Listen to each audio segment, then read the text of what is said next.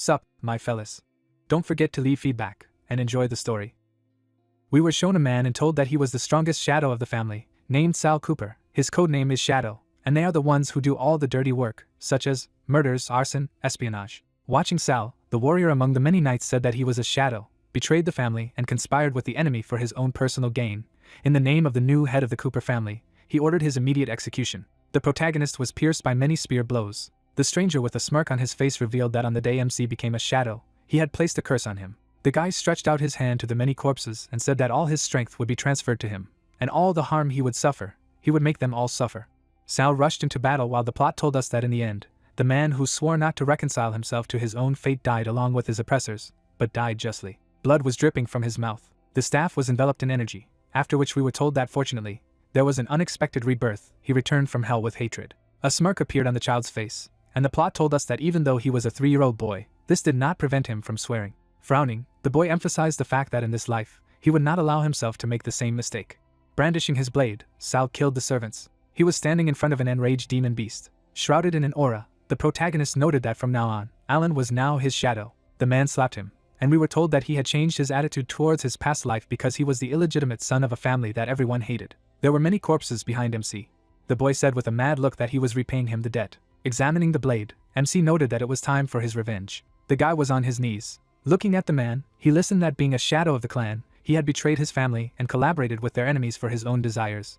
In the name of the new head of Clan Cooper, he was sentencing him to immediate execution. The protagonist was furious. With glowing eyes, he rushed into battle. The blade stopped in front of the man's throat. A blade pierced the boy's chest. A lot of attacks began to be launched on him. MC imagined the image of a dragon. He imagined attacking his opponent and remarking that if the afterlife really existed, then he would send them there in parts. Sal lay unconscious. He suddenly woke up. The boy rose to his feet with a wary look. Frowning, he thought that this place looked familiar. The woman approached him and ordered him to wash his face as soon as possible, because he would soon be taken away. Drops of sweat dripped down the protagonist's face. She hit him and asked him what kind of look he had. Lying on the floor, the boy asked. His gaze fell on his reflection in a puddle of water. MC began to smile. Looking at his hands, he assumed that he had suffered when he was 3 years old. Clenching his hand into a fist, Sal declared that he had indeed been reborn. He imagined himself in a past life and revealed that he was a shadow of the Cooper family. Along with other shadows, he had been groomed for this role since childhood, subjected to the most brutal training, receiving all the dark deeds, and in return being given all kinds of wealth and fame. The warriors stood in front of the head while the protagonist said that therefore they were satisfied with this. He remembered how he had killed a person and noted that as a bastard, he was determined to change his fate so as not to become the scum in his own family. He trained as hard as he could to compensate for the lack of natural talent. Kneeling before the count, MC noticed that even when his family didn't appreciate him, he himself asked to be sent to war with other clans. Walking away from the many corpses, he added that following orders, he chopped off the heads of his enemies and massacred entire cities. Thrusting his sword into the ground, the young man emphasized that finally, after countless battles, he had won the war for the family. Closing one eye, Sal said that he thought that they would greet him as a hero, with all kinds of honors, but all this was only a betrayal. He remembered standing among the soldiers and listening to the fact that he was sentenced to immediate execution. Smiling, the stranger stated that on the day they became shadows, he had cast a shadow oath spell on them. The protagonist frowned at the words that his ever-growing power was being transferred to him as well, and that all of his wounds would be transferred to them, the shadows. The guy was shocked by the words that wealth and fame are just fables to fool them. MC rushed into battle. He wounded the magus in the shoulder, and noted that in the end, being furious at these words, he swung his sword for the last time. A powerful aura emanated from Alan. The energy struck Sal's body. Blood began to flow from his mouth as he thought that although he had understood how blood magic worked, he had been able to use the reverse oath of shadows, regaining all the power that Alan had taken from him. But he could not escape death. The boy came to the conclusion with a serious look that he would not make the same mistakes in this life. His stomach began to rumble, and he noticed that he was as hungry as if he hadn't eaten anything for the past 3 days. A mouse crawled out of the hay. Smiling, the protagonist thought that he would first eat this mouse to satisfy his hunger. In his past life they were considered a real delicacy on the battlefield, much better than human flesh. Someone pulled back the curtain. The boys came into his room and called out to him. As they marched on him, the warriors declared that Master Alan wanted to see him, so he would go with them. MC began to be led away while he reasoned that in his previous life, it was at this age that he was chosen as a shadow. However, the memories of the ceremony have completely disappeared. He believes that it was then that Alan poisoned him with his blood magic. A smile appeared on his face. He bit one of the guys. The dumbfounded warrior shouted that the boy clung to him like a dog. Swinging his fist, the stranger asked how Sal dared to do this. The boy dodged the attack. He drew the blade from the warrior's sheath. Swinging his sword, the protagonist chopped off the hand of his offender. The frightened guy wondered if the boy knew how to handle a sword. MC smirked at the blade and thought that he finally had a chance for revenge. He imagined someone controlling a person with red mana and told him that the Shadow Oath is an ancient spell of blood magic, which allows the user to make the target of the spell their shadow. At the cost of just a couple of drops of blood, the shadow cannot harm its master, on the contrary, only taking damage instead of him, while at the same time the Shadow Master will take all that power and abilities, which his shadow accumulates. The boy imagined the book and added that due to the excessive cruelty of this spell, the Empire issued a law more than 100 years ago, which stated that all books containing the Shadow Oath spells must be destroyed, as well as the use of this spell must be prohibited. Alan slapped the warrior in the face and cried out that he was useless trash. He pointed his finger at the guy and asked loudly how he dared to be called part of the Cooper family if even a wild dog could beat him.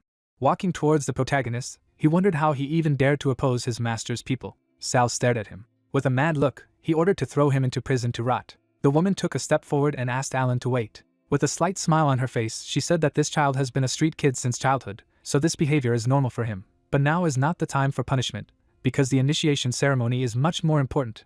After which the plot introduced us to Hera Cooper, the head of the Cooper family and Alan's mother. Standing in front of her son, she asked him not to forget what she had told him. Grinning, Gara told him not to forget what they were going to do today. Looking at the boy, Alan thought that he did not even know why his mother had chosen such a pathetic bastard as his shadow. He would have to kill him as soon as possible. Smiling, the guy accepted his mother's request. Closing her eyes, the woman noticed that then she would now take the others out and leave them alone.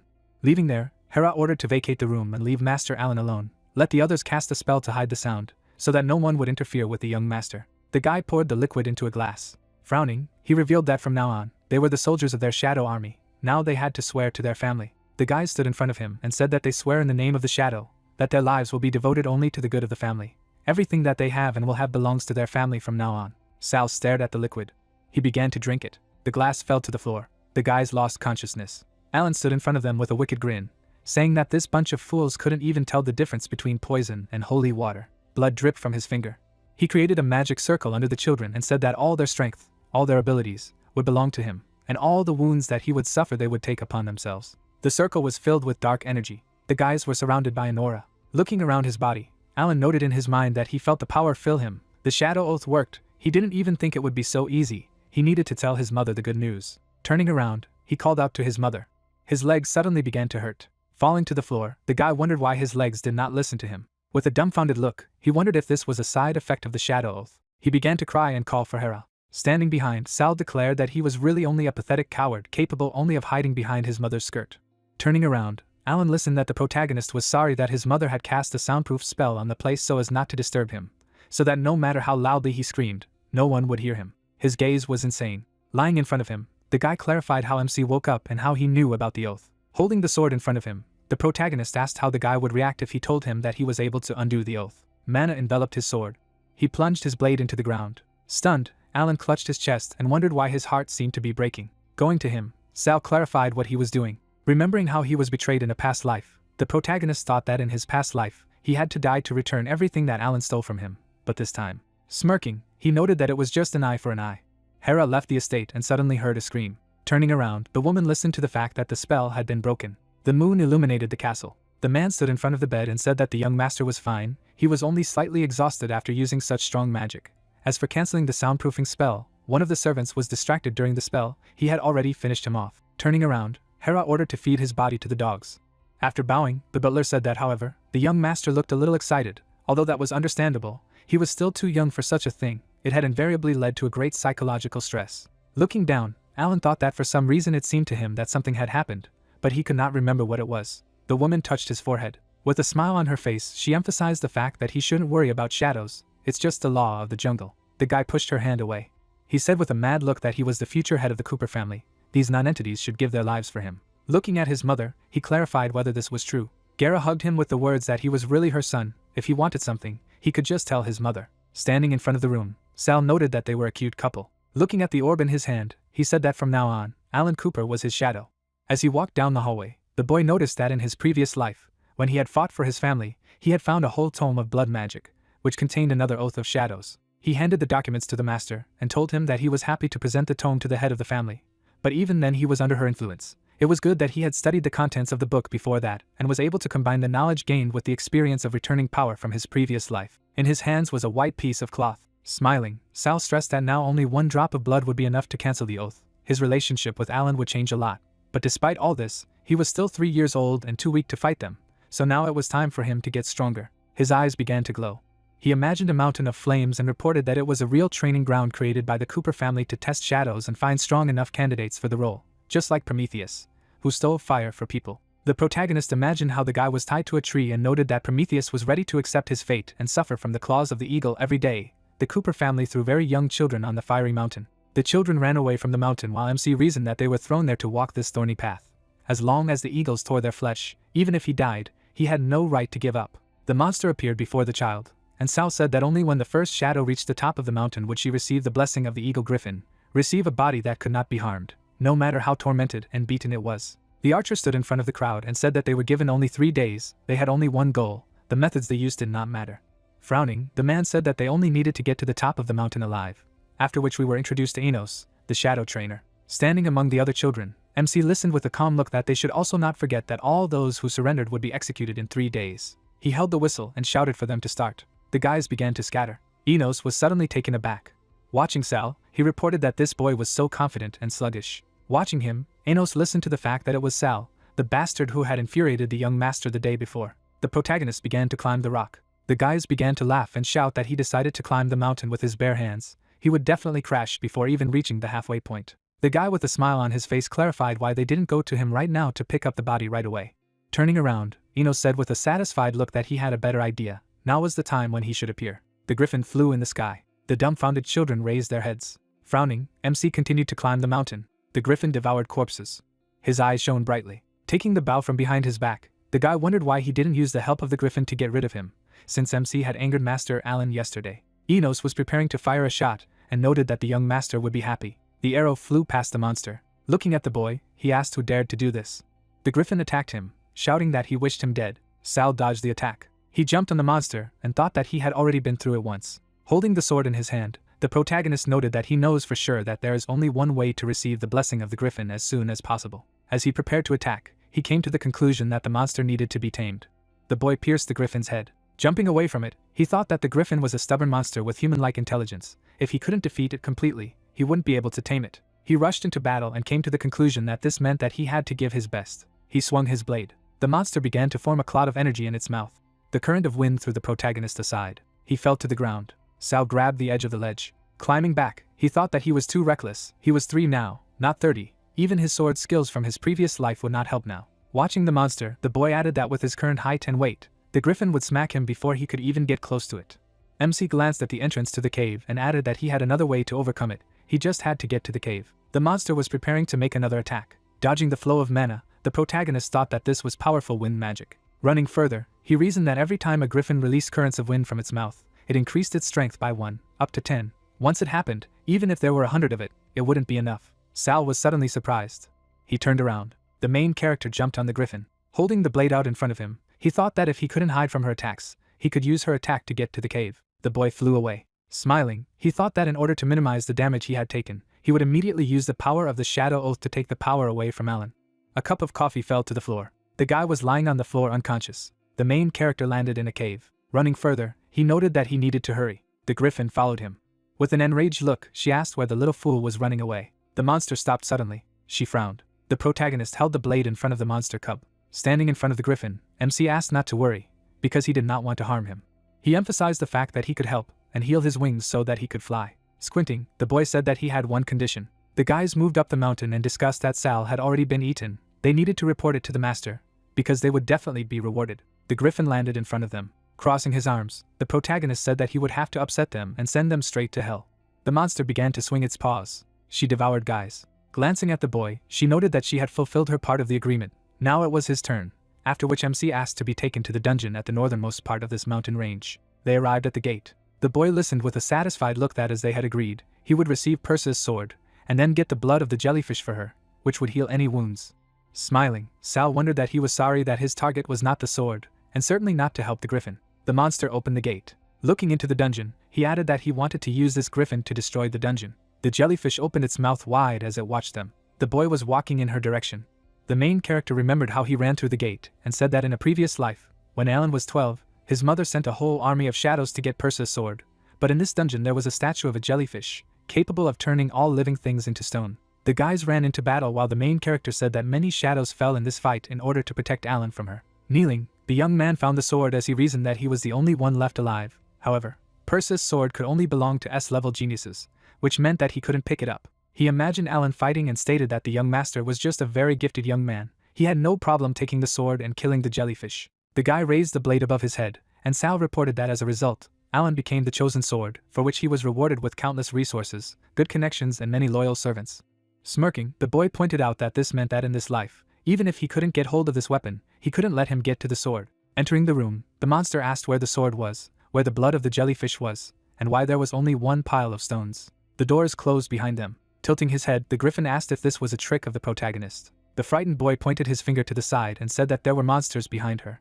The statues rushed into battle. The enraged bird wondered when these stupid stones came to life. She unleashed a powerful attack and overwhelmed the creatures. A purple glow emanated from the stones. The statues began to merge into one. Falling to the ground, Sal reported that they were merciless, cruel, terrifying, that the three statues had no facial features, and that they shared one eye and one tooth, like the three mythical sisters of Gria. Going towards them, the griffin listened that they, like the jellyfish, were the daughters of the god of the sea, and therefore were able to control the water. A water spirit appeared in front of them. Running away from the stream of water, the protagonist cried out that he was already looking for a sword. The enraged monster screamed that if this continued, the ceiling would collapse, and they would die there. A frightened MC turned around and replied that there were some runes on the wall, they would suggest a solution. With a satisfied look, he thought that this was just wonderful. At such a rate the dungeon would collapse, burying everything there under a pile of stones. Running to the portal, the boy emphasized that he would go through a secret passage that he had discovered in his past life. Stopping, he added that there was not enough power. Sal pointed his finger at the ceiling and said that the runes said to get rid of the eye above. The monster looked at her eye. She began to flap her wings. The griffin tore her eye from the ceiling. The protagonist watched the flow of water that was approaching him. The monster suddenly clutched his head.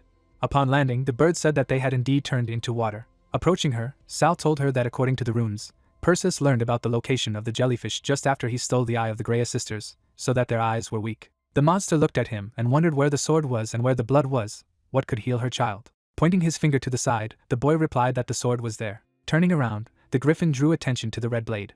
The main character imagined how the knight holds the head of a Medusa and said that when Persis cut off the head of a Medusa with this sword, red and green blood flowed from it. Red can poison any living creature, and green can heal any wound. But this is just a legend. This dungeon is fraught with another secret. Lowering his gaze, the boy emphasized that when the sword of Persis appeared in the dungeon, the jellyfish would also be resurrected. The monster's eyes began to glow. Medusa pounced on the griffin. A powerful blow rang out. Running away from there, Sal thought that this was great, and it was time for him to leave. Moving towards the portal, he added that the awakened statue of Medusa could not be stopped in any other way than to cut off its head with Persis' sword. The boy turned. He managed to jump away from the jellyfish's attack. His face was serious.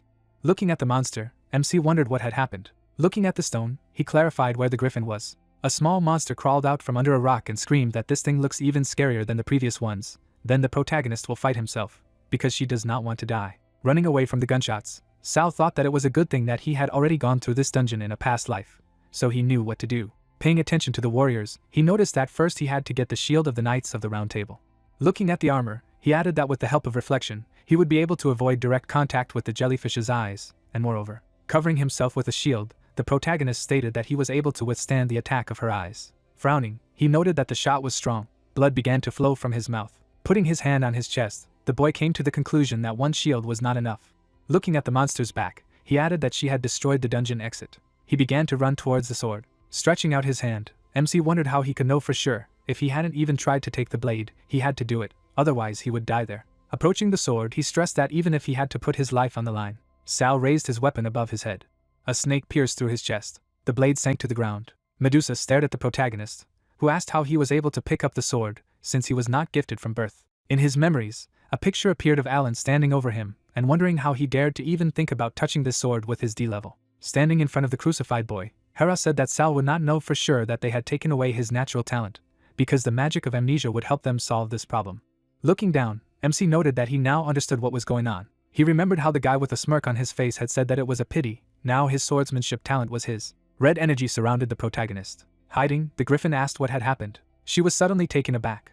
The wound on the boy's chest healed. His face was serious. Sal chopped off the jellyfish's head with one stroke. The boy poured a potion near the monster's corpse, thinking about how in his previous life, his swordsmanship level was S. Sal closed the test tube, continuing to think that Alan's mother used some kind of magic to kidnap him and hand him over to her son, after which she erased his memories. That's the truth. The hero clutched his head, laughing. The griffin did not understand what was wrong with this guy.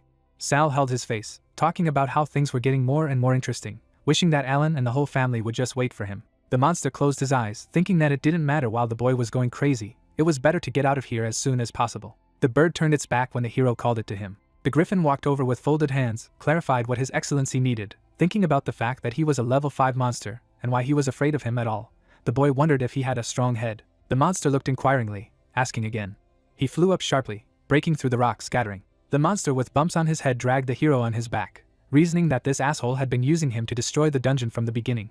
But since he had agreed to heal his cub, he would forgive him. The silhouette of an unknown person was visible on the stones. The demon used the energy by looking at the image of the girl. He opened his eyes, blazing with magic. The monster stood on the rock, looking at the boy, said that he was blessing him. There was energy around Sal when he announced that he would grant him an indestructible body, and no matter how many times he was hit, he would remain unharmed. The boy looked at his hands, thinking that he felt much more enduring, and that small wounds healed on their own, and it was a good thing that he would minimize the amount of damage that would be passed on to Alan so that his mother would not soon suspect everything. Sal looked away, reasoning that he also had to hide the fact that he had an S-level talent and didn't draw too much attention. The protagonist handed the monster a jar, telling him to give it to his cub to drink, and his wings would be healed. The griffin poured a potion on the little monster. The boy watched as the small bird blazed with energy. He flew up, chirping. The monster exclaimed that the baby was finally able to fly. Sal looked up, saying that he had only learned to fly, and if he didn't find a master before he came of age, he would remain just a stupid bird. The monster wondered what he meant. The boy threw up his hands, noting that there was nothing wrong. He just wanted to warn him, and in the end, the griffin only became so strong after finding its master, wasn't it? The bird remembered the man, thinking that it was true. If the owner had not fed it people, then it would not have been able to develop its soul and become stronger.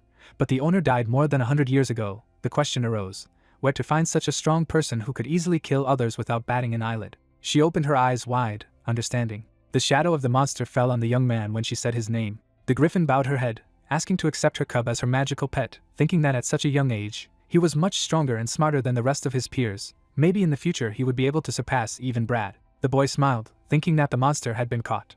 The hero turned around, agreeing to the offer, noting that they would only make a deal. He wanted to know everything about Brad Cooper. Sal frowned as he imagined the key, adding that it was also where their precious key was that opened the door to Brad's Zanpakuto. The moon illuminated the castle. The question of what it meant was heard. They could not understand why. Hera held a mug of tea in her hand, interested in the fact that Alan passed out twice out of the blue, and it could not have happened just like that, and how long it could last. The man bowed his head, saying that she should not worry, because thanks to the Oath of Shadows, the young master quickly recovers. After all, instead of him, any damage is taken by the small shadows. The woman agreed. She stared into her reflection, thinking that something strange was just happening. It seemed that Alan had become like this just after the shadow ceremony. Someone was clearly behind it. The old man looked at the mistress, addressing her, noticed that something unexpected had happened. It required her attention. Sal Cooper took first place during the test exam, as they expected, however. Hera choked on her tea when she heard that the hero had used a griffin to kill Walker's uncle and his nephew, and then tamed his cub. She abruptly put the mug in the saucer, asking where he was. The man replied that he was right outside the door and would call him now. The young man took a step into the room.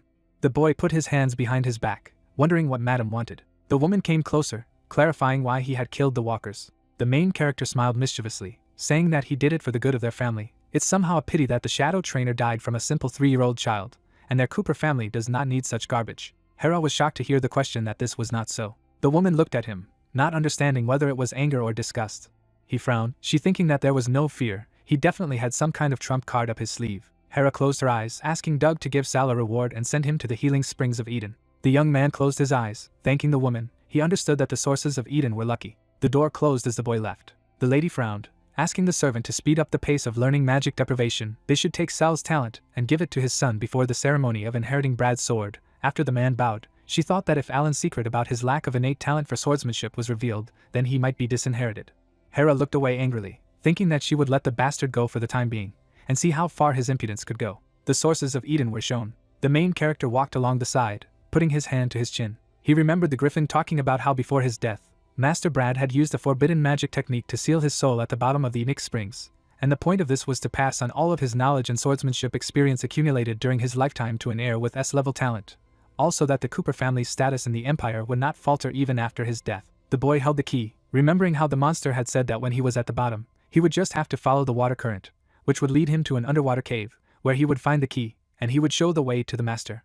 The bird looked at him menacingly, explaining that something was happening in the Eden Springs. Because of the long separation from the master, she did not know that exactly, the only thing that the master possessed blood magic. It would be difficult to compete with her. The guy scratched his chin as he talked about blood magic. It seemed that it wouldn't be easy to get the hereditary sword before Alan did. The children in the pool looked around when they discussed that this was the same Sal Cooper who passed the qualifying exam and took first place in it. He was also able to tame a baby griffin. Lucian put his hands on his belt, telling the children what was so cool. He was just the son of a pathetic whore. Renaud pointed to the main character, congratulating him for the fact that it turns out that he not only looks like a skinny monkey, but also moves like her, was able to climb the slide first. The servant laughed, saying that he really was a monkey. Sal looked up, remembering the guys, reasoned about how in his previous life, these two were his subordinates. But in the end, it turned out that they were specially sent to him by Alan. They fabricated all the charges against him, after which they made up a traitor to the motherland, and since they can always rely on the support of Alan, they were quickly brought to power. Renaud swung his fist, asking why he wasn't answering, and wanted to see if his indestructible body would help him. The hooligan ran his fist into the guy's face. The young man grabbed his arm, deflecting the blow. Sal twisted his arm, saying to watch. The scoundrel screamed in pain. Lucian grabbed the knife in his hand, saying that he was truly seeking death. Blood spurted to the side. The servant trembled, realizing that he had stuck a knife in his body. The main character covered himself with Reno, holding his head. The young man smiled, apologizing for accidentally hiding behind this guy like a shield. He kicked it in Lucian's direction. The villains flew into the water when the young man noticed that they were very lucky, because this water is able to heal any wounds, advising them to swim a little. The hero laughed maliciously, adding that in the end they would still be useful to him for joint practice, reasoning that in this life he would make it so that they would obey him unquestioningly. The boy was drowning. Walking to the bottom of the pool, the guy asked about the smell of black magic. He was unconscious as he was enveloped in dark energy, wondering how such evil and forbidden magic, on the level of blood magic, could appear in the springs that heal any wounds, and it seemed that it was the griffin who called it something strange. Sal stared into his reflections, chasing away in his head that it was better not to sink into this water, which meant that he had to find another way to get to the bottom of the spring without touching the water. A stranger from the side was dragging a girl by the hair, who was screaming for help. The young man opened his eyes wide, recognizing this voice. The young guy held her tightly by the hair, saying that she could not even serve tea normally, and thought she deserved a good beating. The girl asked to be released, because she did not want to do it. The hero wondered if it was Adelia. The scoundrel raised his hand, shouting that she also dared to contradict him. Before he could finish speaking, his face was divided into two equal halves. Sal sliced him in half with a single punch. The children looked back at the murdered villain, shouting that the man had been killed. They needed to inform the guards and run. The young man held out his hand to the girl, asking if she was okay. The main character smiled, stretching out his hand, thought that she was a princess. He looked at the trembling girl, not knowing if he had frightened her. The guy scratched his head, apologizing for scaring her. She denied. The girl touched his chin, thanking him for saving her, introducing herself as Adelia and asking what his name was. The girl squeezed her hand tightly, increasing the level of health, drew attention to the guy that he was wounded again. The young man reasoned that Adelia was his best friend in a past life. She has an incredible magical talent, which is many times greater than the strength of her peers. The heroes stood back to back, when a friend asked not to worry about the hero, because she would help him. The young man recalled that they even once had a chance to fight together on the battlefield. Adelia blushed, trying to tell Sal that she was. The girl looked at the guy attentively, clarifying that his name was Mr. Cooper once again, thanking him for saving her. The main character's cheeks turned red when he realized that even at the age of 5, Adelia was incredibly cute. The young man, straightening his hair, chuckled that any gentleman would have done the same thing if he had asked to be called Sal. He lowered his head, asking her if she knew how she could empty this spring, or get to its bottom without touching the water, banishing the thought in his head that he should not forget about his mission, since he had found Adelia. Then everything would definitely work out. The girl looked at the hero cautiously, clarifying that he had noticed it too, hadn't she? The guy opened his eyes wide, not understanding what she was talking about. She stepped closer to him, quietly saying that there was some strange magic in this spring that healed any wounds, but once she touched it, nothing else could heal his body except this water. Sal frowned, reasoning that he understood everything. It seemed that this was another way for the Cooper family to control their shadows, which forced them to turn to them for treatment. Adelia grabbed the guy's hand, adding that she wanted to thank him for saving him, claiming that she knew one way to get to the bottom without touching the water. The girl spread her arms to her sides, flashing magic. Magic cloaks appeared on the heroes. The lady noted that she called it duck magic, explaining that thanks to it, people become like ducks. Even if they are at the bottom of the reservoir, their feathers will never get wet from the inside. The young man looked away, thinking that this was isolation magic, and it turned out that even as a child, Adelia had a habit of giving spells such strange names. The boys rushed in, exclaiming that they were there, and this guy killed a man. The young people noticed that they had come for them. Sal grabbed her arm, urging her on. The soldiers silently watched as the characters dived into the water. The guy and the girl were swimming down as he reasoned about how the undercurrent was leading right to the bottom of the spring. They must be there. Adelia vaguely stated that it was impossible to go there, and it was necessary to leave there as soon as possible. Sal screamed as their hands unhooked at the whirlpool.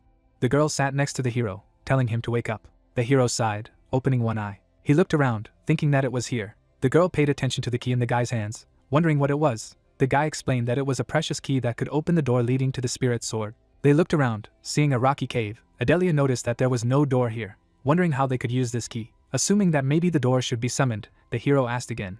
The girl took the key in her hands, saying that although she didn't know what a spirit sword was, she would try. The lady flew up, enveloped in energy, turned to the key so that he could hear her call, find his master and open the door for them, which would lead to him. Under the magic girl, a symbol of magic was drawn. The hero looked away, realizing that this was bad. Huge flowers with teeth attacked the characters when the guy grabbed the girl, while running away. They were lying on the ground when a shadow fell on them. There was a portal in the huge mouth. The hero noted that it had appeared. The young man tried to wake up Adela, who was passed out. He took her in his arms. Sal put her aside, knowing that there was nothing he could do about it. He would have to leave her here for a while. The guy touched her head, thinking that he had cast invisibility magic on her, which she had taught her in her previous life, so they would not be able to find her if they did get here. He quickly walked forward, realizing that in the end, an uphill battle awaited him. It was still a test to obtain Brad's own sword. The hero's leg appeared on the other side, where he was entering. Sal stared intently at what was happening in front of him. Two people could be seen on the mountain of corpses. The monster was holding the girl's body by the head. The creature looked to the side, greeting him. The creature threw the girl aside, the plot telling that the Eden Springs were not just a place to rest and heal wounds, but also a place where the Cooper family kept their concubines. But Sal only now found out what really happened to them. He opened his eyes wide, suggesting that they had all become sword food. The monster abruptly clung to the guy. The monster opened its mouth at the hero's head, noticing that he smelled of an Esther talent. The young man quickly walked back. He grabbed a large needle in his hand, not knowing how he knew. The entity raised its claw, wondering if he was Alan Cooper, that child gifted with S-level from birth, noting that he didn't look like a spoiled kid. The creature rushed to attack, assuming that the guy was a simple bastard who had encroached on the inheritance. The hero stopped the attack with his sword. The monster was smiling, saying that he would not give it to the young man just like that. He had to pass his test first. The boy who was holding the onslaught replied that he should not worry, because he was here to kill him. The creature waved his hand, noting that nothing less was expected from its descendant. He looked at his opponent, noting that this was presumptuous. The hero came close to him. Rays of magic shot from side to side. The boy, gritting his teeth, fought off the attack. The monster threw his sword over his shoulder, telling the kid that he was still too weak. The creature opened all its eyes wide, not understanding what was happening. He noticed how the wound on the hero's chest was healing, asked about the gift of the griffin, surprised that this brainless bird recognized him. The wounded guy stared menacingly at his opponent. Hearing that he had not seen the griffin for a long time, the boy reasoned that Brad had sacrificed most of his power to seal his soul in his own sword, and he should get it, with his current power. Sal got to his feet, grabbed the weapon in his hands, thought that he still had a chance. A golden sword appeared in front of the creature. A magic arrow pierced through his palm as he asked about the blood magic prohibition technique. The monster's eyes popped out of its sockets as it screamed in pain. The boy stared at his opponent, claiming that he had been dead for a very long time and did not know that over the past 100 years, the Empire had invented several secret techniques to combat blood magic. He brandished his weapon, threatening that he would rip out his heart and get his inheritance. The creature was crucified on the cross, begging him not to do this. The hero brought the sword to his chest. The monster attacked the boy, shouting that it was not necessary. It was so scary. He pointed his finger at the hero, laughing at the top of his lungs, said that it was so funny. He had not played with such a small mouse for a long time. Blood flowed down the monster's claw. He lowered his head, stating that the game was over and he didn't want to have any more fun. Red demons appeared from the ground as he added that the boy had strength and talent. The spirits rushed to attack when the creature declared that there were not enough of them to claim the right to wield his sword. Sal sliced through the demons with his sword, wondering that an enemy could use blood to create spirits, knowing what kind of power he was talking about. The demon struck him from behind, causing damage. The boy brandished his sword, being alone against a very large number of spirits, reasoning that they attacked too often. He raised his sword upwards, activating the dome, shouted for the protection of the holy sword, mused that he was using Perseus' sword to protect himself from his magic. The monster touched the defense with his finger, noting that it was useless.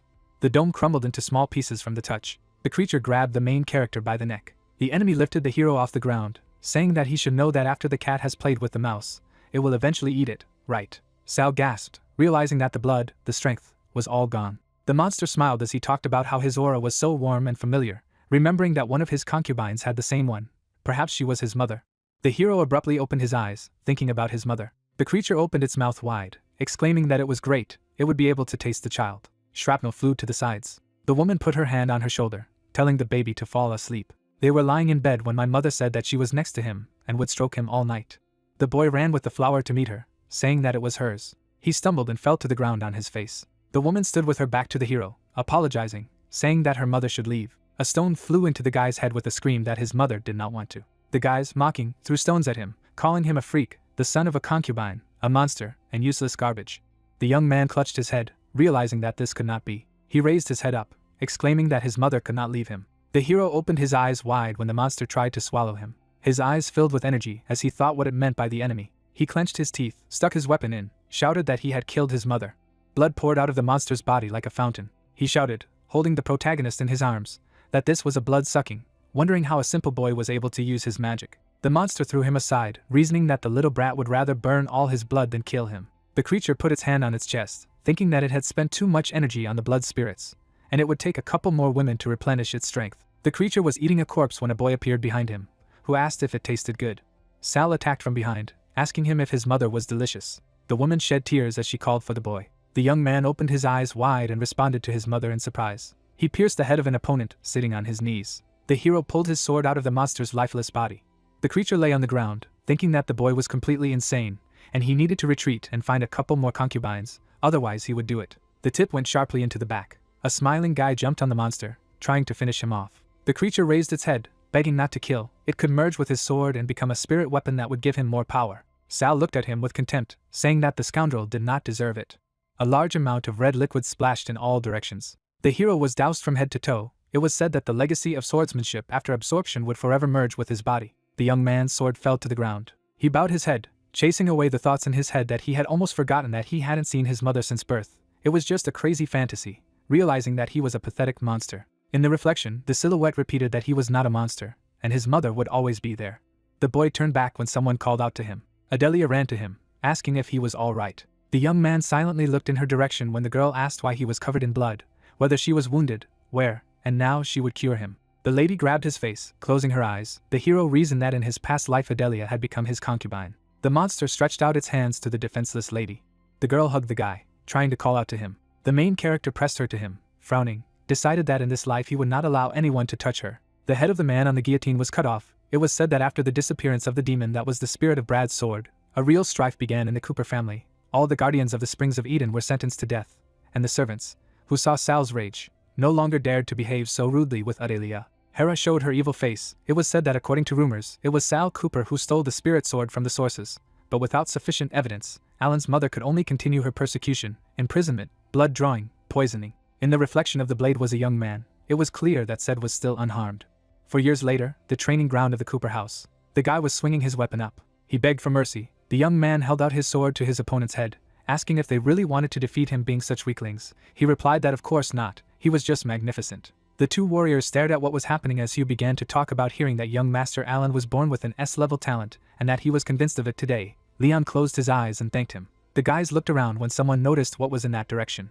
The main character calmly waited for the soldiers running into the attack, noticed that it was so noisy. He held a sword in his hands, covering his eyes, spoke about the shadow blade. The young man brandished his weapon, neutralizing all the attackers. The guys from the balcony watched this picture, noting the technique. Sal smirked as he held the weapon in his hand as they discussed how usually children his age were still at the level of an iron sword adept, and this kid had clearly reached the level of a silver sword defender, and it was incredible. Alan clenched his fist, musing about how this bastard had dared to steal his triumph. The guy put the blade forward, challenging the main character to a fight. Sal smiled as he asked again, thinking that if Alan had gotten his talent like in his previous life, then his power would be now. The boy stated that it was good, thinking that this was a great chance to find out his current strength. The opponent smiled as he suggested an attack, and thought that this was a great chance to finish him off. People gathered around who shouted in support of the master to beat him, asking Master Alan to show him the real art of swordsmanship. The opponent started, acted and ran. He struck a blow that was easily blocked by the hero, thinking that it was great, he would defeat him. Sal yawned, holding back the onslaught, and advised him to use his strength, asking if Mother Nature would not favor him. The guy threw his opponent away, raising his weapon up. Alan got angry, bursting with energy, reasoning that it was impossible, because his mother had said that with his current strength, no one could compare to him in battle. The guy was going to attack, which the boy dodged. He thought that he was a weakling. Even the magical aura from his sword was simply insignificant. It was obvious that this was only an artificial enhancement. He had no talent for swordsmanship. The young man jumped into the back of the villain, offering to show him what a real blow is. Alan opened his eyes wide, watching the opponent's attack. He pierced his eye, from which blood gushed out. The soldiers ran up to the gentleman, who was holding his eye, shouting for help. The young man laughed at what had happened. Hugh stretched his hand to the side, realizing that he had made a mistake. Wondered if those servants who had just lost to their master could just be pretending. Leon lowered his head, noting that Duke Isaac was being forgotten. The warrior looked up, apologized, and said that after all Mr. Allen was engaged to his younger sister, and he just didn't want her to marry a non-entity. The situation between the guys heated up. When the man noticed that he was worrying too much, if it were not for the marriage of convenience, then it was not known whether his sister would have married at least someone. Hugh asked again about what he had just said. He turned around, leaving the balcony, announced that it was time for him, reminding him not to forget that joint actions between their families would take place in 10 days, saying goodbye. Leon looked down, thinking that Alan was nothing. The man lowered his head, closed his eyes, clarified the name of this shadow. The girl explained that his name was Sal. He was the son of one of his concubines. The Duke watched the protagonist from above, thinking that it was his son. Then it is not surprising why he is so good with a sword, ordered the boy to be brought to his study. A candle was burning on the table. Leon opened his eyes wide. The guy bowed, asking what the master wanted. The man looked at the young man who put his hand on his chest, thinking that he didn't see any innate talent in him, wondering if he was hiding his strength to fight for the right to become an heir, and he definitely had some motive. Fortunately, he was only a boy. It would be easy to expose him. Leon reached for his sword, saying that in 10 days he would lead the 10th Shadow Troop, who would travel with the Isaac family to the Lost Crystal City to retrieve dragon eggs for their families. The Duke held out a weapon, claiming that it was a sword, which would activate the teleportation formation in the Crystal City. The young man looked up, contemplating how to get the dragon eggs. They would certainly collide with the dragon and anger him. He believed that this was not an easy mission and Leon was up to something. Sal stretched out his hands on his knees, wondering how he could miss such an opportunity to get a dragon egg, told his master that he understood. The man was surprised to hear that the young man had a request for him. A girl with white hair sits astride a griffin. She turns her head to Sal and asks if he didn't tell the head of the family that she would accompany him as a servant, and that she wasn't comfortable sitting on the bird all the way, and he told her not to sweat. The young man shifts his gaze to his companions and asks them that they do not mind, because they agree, and they agree with him. The young people approach the mysterious city, and Adelia asks that this is the Crystal City, and that where the crystals and the dragon's nest are. He replies that he does not know. The protagonist lowered his head, and Milady exclaimed that she did not expect that the elite squad of the Cooper family did not even know anything about this city. The red-haired girl crossed her arms over her chest and haughtily said that she was laughing, and the young man asked who she had called stupid. She confidently held out her hand to the young man and asked that he was the same Sal Cooper, and that this was their first meeting, and that he could just call her Gloria. Adelia looked at the protagonist with admiration, and he told her to stay with Meow here, and he would be back soon. The girl agreed, and Milady hissed that the young man did not even look at her. The main character confidently stepped forward, and the red-haired lady said that she was addressing him. The blonde youth turned his head slightly towards the girl and confidently said that he was afraid that if they did not activate the portal before sunset, their entire trip would be in vain. He knitted his brows as the girl called him back to train, and he thought he had met this noisy woman again. The young man put his hand on the hilt of his sword and thought that everything was not important. He could only hope that the stupid bird would cope with the task assigned to it. Gloria and Sal are standing in the center of the altar among the blue magical streams, and the guy is surprised that the altar is glowing. The armored warrior says that this altar is a teleportation formation, calling the guy a Cooper hillbilly, and the main character admires that this is what the Crystal City looks like, and continues that it is beautiful, and somewhere here lies the legendary dragon egg. A young man and a girl stand in front of towering crystals. The protagonist shifts his worried gaze to a blonde man in armor, and he declares that it is necessary to finish off the people of the Cooper family, and then the egg will belong to them, and the young man thinks that this is bad. The warrior raises his sword with fury in his eyes and dreams that when they return, the head will definitely reward him. The young man instantly raises his hand and commands everyone to run. A powerful explosion shakes the air. The sentinels of light tower over the lying man. One of them pronounces that they are the guardians of the Crystal City and orders them to attack the attackers. The guy asks for help. Gloria quickly throws her burning sword forward and says that the attackers are pathetic scum. She swings her red-hot weapon and summons the ability to slash spikes. The warrior is lying on the ground, and the girl asks who gave him permission for amateur activity. He replies that it is all for their good, and she declares that it seems to her that he did it only for himself. Milady looks up with frightened eyes, and the warrior shouts that the guardian is behind. A huge luminous stream surrounds Gloria from all sides. The young man moves his hand with the sword to the side. He furiously raises his weapon and orders the shadows to prepare for battle. The guys rush forward at the enemy. Warriors carried their swords into the ground. Guardians soar upward in the channels of purple magic. The protagonist resolutely pushes forward and thinks that he wants to see what is better, the intensity of the light, or its shadow. Colored streams of magic fill the entire space. The armored warrior froze at what he saw and said that they had grabbed the guards so easily, and that this was the Cooper family's style, a combination of sword and magic, and added that this was Sal, and that he was only a child, and that he had such power. Gloria looked at the main character with admiration and thought that he was very good. A magic crystal appears floating in the air. The protagonist clutches it in his hand and thinks that it is not bad that he managed to absorb the power of the crystal core, and that he has now moved from the level of a silver blade guardian to a master of the golden sword. A stone pillar rises above the entrance to the Crystal City. The guy looks at the hole in it. He puts the crystal into the keyhole. The young man turns his head apprehensively and asks that it is an earthquake. A block of stone falls down and the young man says that it is the altar that is falling, and that it is necessary to hurry, that the secret passage to the dragon's lair is open. The altar can be seen at the bottom of the cave. Stone osteophytes hang from the ceiling. Young people are standing on the altar. In front of them, dragon eggs lie in fiery lava. The guys run around the nest. One exclaims that he did not even think that there are so many of them. The second asks that now they do not have to share anything, and the warrior commands them to quickly put them back. The boy reaches out for the egg, and Sal declares that they are idiots for being in such a hurry to become dinner for the dragon. The monster opens its mouth with fury, and the young man says in horror that the demonic dragon has woken up. The protagonist puts a weapon in front of him and commands that when he is done, the guys should take the dragon egg with them, and Gloria asks them not to run away, but to fight. The young man looks at his friend with horror, and asks what he is doing. The guy hugs the stolen egg. He looks at the young man with aggression, and the young man says that he should use the other shadows as bait for the dragon, and when he gets the egg, then let him get out of there and destroy the formation so that the minions of the Isaac family cannot escape, and adds that as for Sal, he will be able to fend for himself, and the young man states that only one family in the entire empire has the right to own the dragon egg. And that family is the Cooper family. The boys wave to him in desperation and shout that he is a bastard and that he should return immediately, and he tells them to sacrifice themselves for the good of the family while he delivers the egg to them. A young man stands on a rising altar. The main character rushes forward, and the girl says that the head of the Cooper family is cruel, and that this is what to do not only to them, but also to his own people, and the guy replies that this is expected. The monster lets off steam from his nostrils, and Milady asks why he came to certain death. If so, the young man replied that she asks too many questions. The monster furiously spews fire at the young man, who says that he cannot die here. Sal aggressively strikes the dragon. He throws the protagonist away from him. Gloria approaches the young man. He is lying face down on the ground. A stream of pink energy rushes into the mouth of the monster. This is the protection of the moon blade. The girl swings her weapon with lightning speed and asks the young man if he is all right. The main character wearily leans on his sword and says that everything is fine, and that she should hold the monster, and he attacks him in the heart. He shifts his concentrated gaze to the girl and says that only she can cope with this. She looks at Sal in fright and agrees. Milady confidently puts her weapon behind her back and thinks that she is also a gifted swordsman, and that this boy should not be allowed to underestimate her. The young man looked at the girl with a smirk. She approaches the magical flash and yells at the guy that now is the time to attack. Gloria looked at the young man in bewilderment and asked why he was standing there, and what he was going to do or not. She swings her sword at the dragon and thinks that the guy has hit so hard that he can't attack, and that at this rate they will all die, and decides that there is only one way out.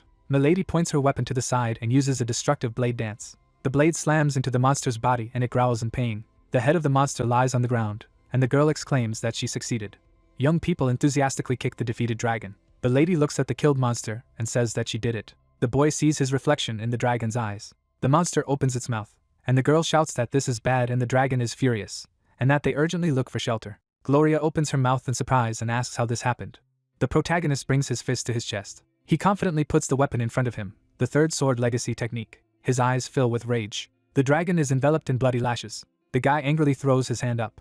He stares intently at his bloody shadows and commands them to pull themselves together. The young guys look at the guy in amazement. One asks that he just turned the dragon's blood into his clones. The second says that this is not all, and that he did not notice what his sacred sword had turned into, and the warrior exclaimed that it was really real blood magic. The girl continued that everything was true, and that forbidden magic, and that only the head of the Cooper family clan had the right to use her on the battlefield, and thinks that she heard that Brad Cooper's spirit disappeared, and that it was the protagonist's doing. Gloria angrily opens her mouth and says that he didn't do anything, and that he was just waiting for her to knock the blood out of the dragon, and shouts that Sal Cooper is a petty bastard, and that how dare he take advantage of her. Sal looks up and asks her what it is. He swings his sword at the monster and reflects that in his past life he was used as if he were scum, and that in this life he will not sit idly by and humbly wait for his death.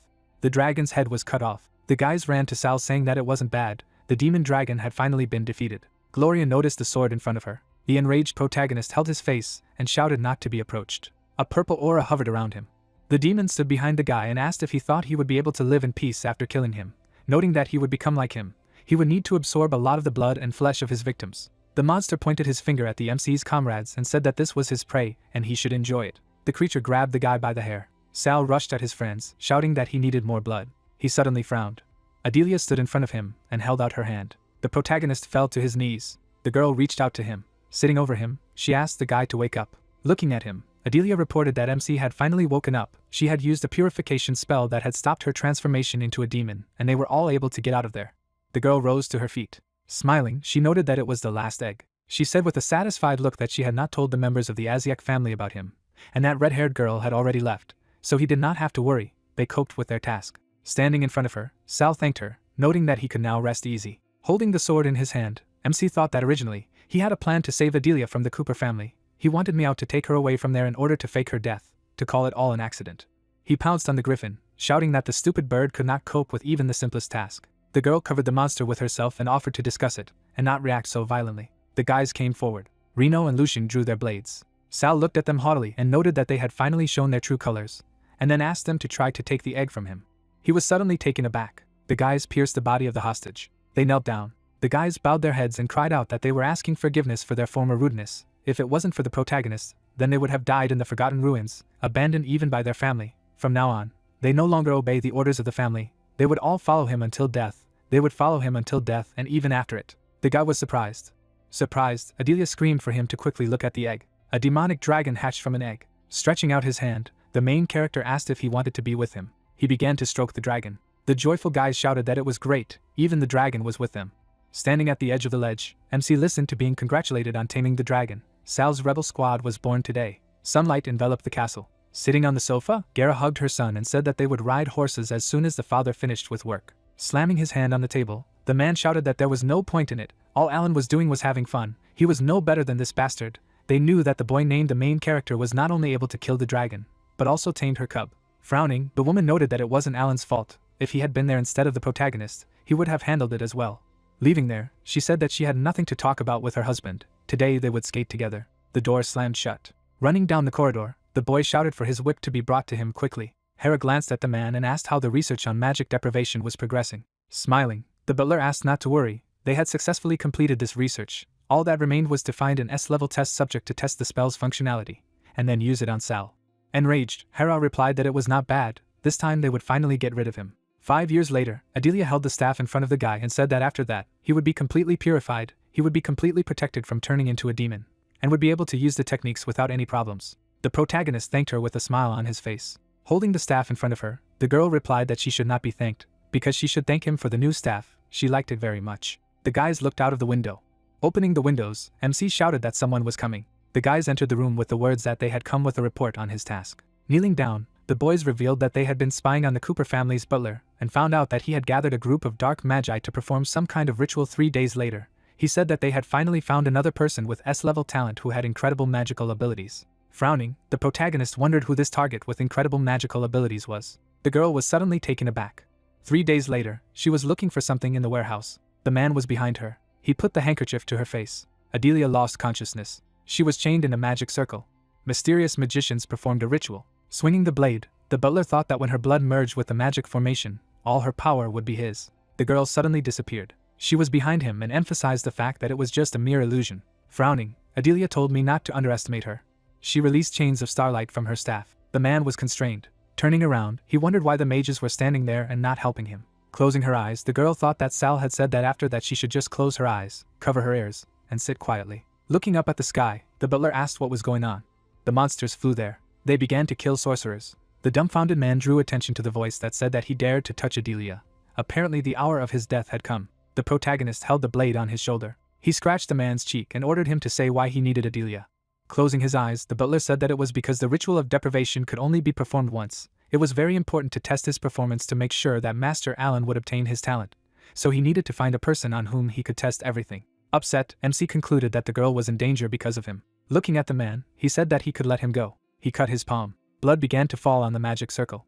The guy grabbed the hostage by the hair and ordered him to go back to Madame Cooper and tell her that the ritual was successful. Now she could use it on him. If she didn't, she would find out what would happen. With glowing eyes, he stressed that he needed it to reveal who Alan really was. The man approached the woman and told her that the experiment with the deprivation of magic was successful. Smiling, Hera clarified if this was true, to which she received the answer that it was absolutely true. On the next full moon, which is also a celebration of the young master's coming of age, they would be able to do it. She stressed with a satisfied look that she would finally be able to do it, and would make sure that Alan became the new head of the family without any problems.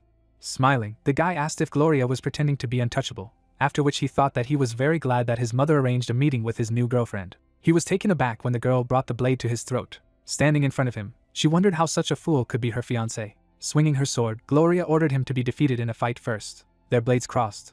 Sal stood before her. Smiling, the protagonist asked if everything was fine with the master, because he had come to save him. Frowning, Alan wondered what made him think that he needed his salvation, because he simply did not take his sword for a walk. The girl hugged him and said that in any case, it was great, they could go and have a duel. An embarrassed Gloria emphasized the fact that not everyone is given the opportunity to fight her, so the guy should think carefully.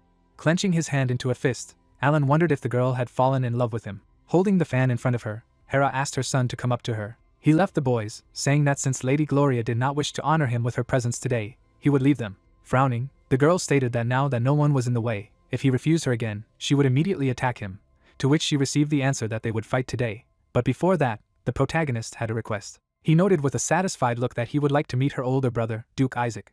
Standing in front of the warrior, MC said that he had a plan to break the marriage contract between Gloria and Alan, but that he would need his help to do so, and asked to lend him a box of illusions. Looking at Gloria's brother's face, Sal began to speculate that in his past life, Duke Isaac was dissatisfied with both Alan himself, who was a lecher, and the union with the Cooper family. He tried many times to break their joint contract, but the royal family rejected his requests. He imagined Isaac kneeling before the king and added that now in this life he could take advantage of it. The warrior rushed past him and asked how someone like him could break the royal contract and still ask him for a favor. Smiling, the protagonist asked again. Holding the sword in his hand, he said that they needed such a sword because it could solve all their problems. Surprised, Isaac wondered if the Cooper family really had Esther talent. Sal attacked and asked if it was worth getting rid of the insignificant young master, since they could not break the marriage contract. The warrior was taken aback by what he heard. A month later, moonlight enveloped the building. The butler approached Hera and said that everything was ready. The only thing that was wrong was the absence of Sal himself. He was not among the other bastards. The puzzled guys discussed that they did not understand why they were all invited there. Because he was the only one worthy of the right to lead the Cooper family. Because after all, only he had an S-level talent. Looking at the man, they said that all the guests were already in place and they, on his instructions, had set a table for them so that they would not have to wait for him. Isaac asked with a smile on his face if the Duke wanted to chat. Standing in front of him, he noted that after all, this was his future son-in-law's coming-of-age celebration. He also wanted to join in the feast and have fun. The protagonist was standing around the corner from the Duke. A pink aura enveloped the box. The guys pointed their blades at her. A barrier surrounded the castle. Looking up, MC watched the scene. Alan approached him and asked him what he was doing all alone and if he was hiding from the others. Gusts of wind came from the basement. Alan stood in front of the chained MC. He swung his dagger and noted that he was sorry that his talent would now be his. Blood was running down the guy's face. Adelia watched with a frightened look. She fell to the floor while the other girls said it was time for her to stop and go back to work. Looking at the bundle of energy, she thought that this was not a dream, but a vision from a past life. The girl ran away with the thought that Sal was in danger, after which a notification popped up that the power of the stars is a gift that can be discovered by time mages. Wizards who possess it are able to use the power of the stars to see fragments of the past and future. As she moved through the woods, the girl noted that she had to stop Alan before he could get to him. She came across the guys. Stretching out her hand, Adelia asked the Light of Calm to put him to sleep, after which she noted in her mind that she wanted the guy to fall asleep for several months. She was suddenly taken aback when she was called from the side. The guy rushed at her. He grabbed the girl. Crossing her arms, Hera wondered if Doug had said that the experiment was a success and why she was still able to use magic. Watching the guys, the woman noticed that in any case, now is not the time to think about it. You need to focus on the ritual. The protagonist drank the wine. The glass fell to the ground. Standing over him, Alan stated that he had managed to fall for the same trick twice. Standing in front of the chained MC, he wondered where he got his Esther talent. The young master slapped him and asked how he was able to defeat the demon dragon. Continuing to beat Sal, he clarified how Gloria could fall in love with him. By stabbing him in the stomach, he emphasized the fact that it was all supposed to belong to him. Hera came there and said that this was enough. He should stop splashing out his anger and get down to business. Doug handed him the blade and told him that this dagger was created so that he could pierce his indestructible body. Holding the blade in front of his face, Alan reiterated that he was sorry that the protagonist's talent would be his. He pierced the protagonist's chest with the dagger. The guy shouted with a satisfied look that he would still be the only worthy heir. He would have the best talent of all, together with great strength and impenetrable body. No one would be able to surpass him. MC's face was unfazed. Sal laughed and said that it was a great performance. Hera and Alan were taken aback by this. The protagonist broke free from the chains. Standing in front of them, he asked them to open their eyes and see whose fate was really going downhill. He snapped his fingers. They were suddenly transferred. A crowd of people stood around them. The dumbfounded guest shouted that this was a man who did such a thing in front of everyone. This is who the eldest son of the Cooper family really is, which means that the rumors about his talent turned out to be a lie. The frightened woman asked in her mind how this boy knew what they were going to do to him, adding that now it was important to somehow get out of this situation. Dumbfounded, Alan shouted that they had misunderstood, that the fool had framed him. Isaac began to clap. He walked beside the Duke and said that it was a magnificent performance, after which he clarified what the man thought. The enraged Duke turned to his son. Hera covered the guy with herself and said that she was the one who forced him to do this. If the Duke wants to punish someone, then it is better than her. Alan flew to the side from a powerful blow. Sal calmly remarked that it was cruel. On his knees, the young master said that he didn't understand what he was wrong about, noting that the protagonist was just a pathetic bastard. Everything that belonged to MC was rightfully his. People behind his back discussed that the Duke himself had reached such heights thanks to his personal army and had never hidden it. But for his own son to talk about it so directly, they did not know what would happen to the Duke's situation now. The man grabbed his sword and asked if it was true. Drawing his blade, he asked the children to listen to him, because today the competition for the inheritance begins. The guys were taken aback by what they heard. The guys with glowing eyes came to the conclusion that this means that they can all compete for the right to become the heir. By any means, no restrictions, the winner takes all. First you need to see Alan. Isaac laughed and asked if this was the legendary spirit of the Cooper family. Where power is above all, he finally saw it. Standing in front of the Duke, he added that fortunately it was all over. Now they could break their marriage contract, because he would not allow his sister to marry off to a man who could only talk about being a weakling. Turning around, the man noted in his mind that what had just happened was clearly the action of a box of illusions. It was obvious that Isaac was in cahoots with this child. Looking at the guests, he added that there were many other aristocrats gathered at the party. Any rumor that reached the royal family from them would only harm them. Then they should retreat for now and postpone this matter for later. He shook the warrior's hand and asked him not to worry, because he would discuss everything with his majesty and then contact him. Pointing his sword at the protagonist, the Duke said that everyone can fight for the right of inheritance, but you cannot defame the name of the family by your actions. He stressed with a serious look that the intruder would disappear without a trace. Smiling, Sal asked if the man thought he wanted to be the heir. He touched the blade with his bare hand and noted that if the Duke wanted him to disappear, he could do it now. Taken aback, the protagonist's father asked in his mind what this guy wanted. He sheathed his sword and emphasized that it was enough. Leaving there, the man noticed that he did not want to teach him a lesson, because he was a rather strong guy and he was interested in what he would do next. Looking at MC, he added that he has an unpleasant character. He doesn't even know who he is. The moon shone brightly in the sky. The dumbfounded woman loudly asked the butler where the leak came from and who told this child about their plans. The guy stood over the bound Adelia and clarified what they should do with the servant. Turning around, Hera ordered to throw it to the monsters. She was suddenly taken aback. Looking at the girl, she wondered that Adelia had recently used magic, and it could be either due to the failure of the magic stripping experiment, or... She glanced at Doug and added that she hadn't been deprived of anything at all. The woman with glowing eyes clarified whether he had deprived her of her talent, and whether he would show it now. The man fell to his knees and said that her talent was so high that he still couldn't master it, after which he asked for some time. Doug was taken aback when Hera ordered him to be finished. The warriors pounced on the butler, who shouted that it was Sal who forced him. Blood began to splash to the sides. The woman left the butler's corpse with the words that there was no need for unnecessary explanations, because the dog betrayed its owner and he killed her for it. She grabbed Adelia by the throat and said that she would rather take her talent and find a much better use for it. Pink energy hovered around them.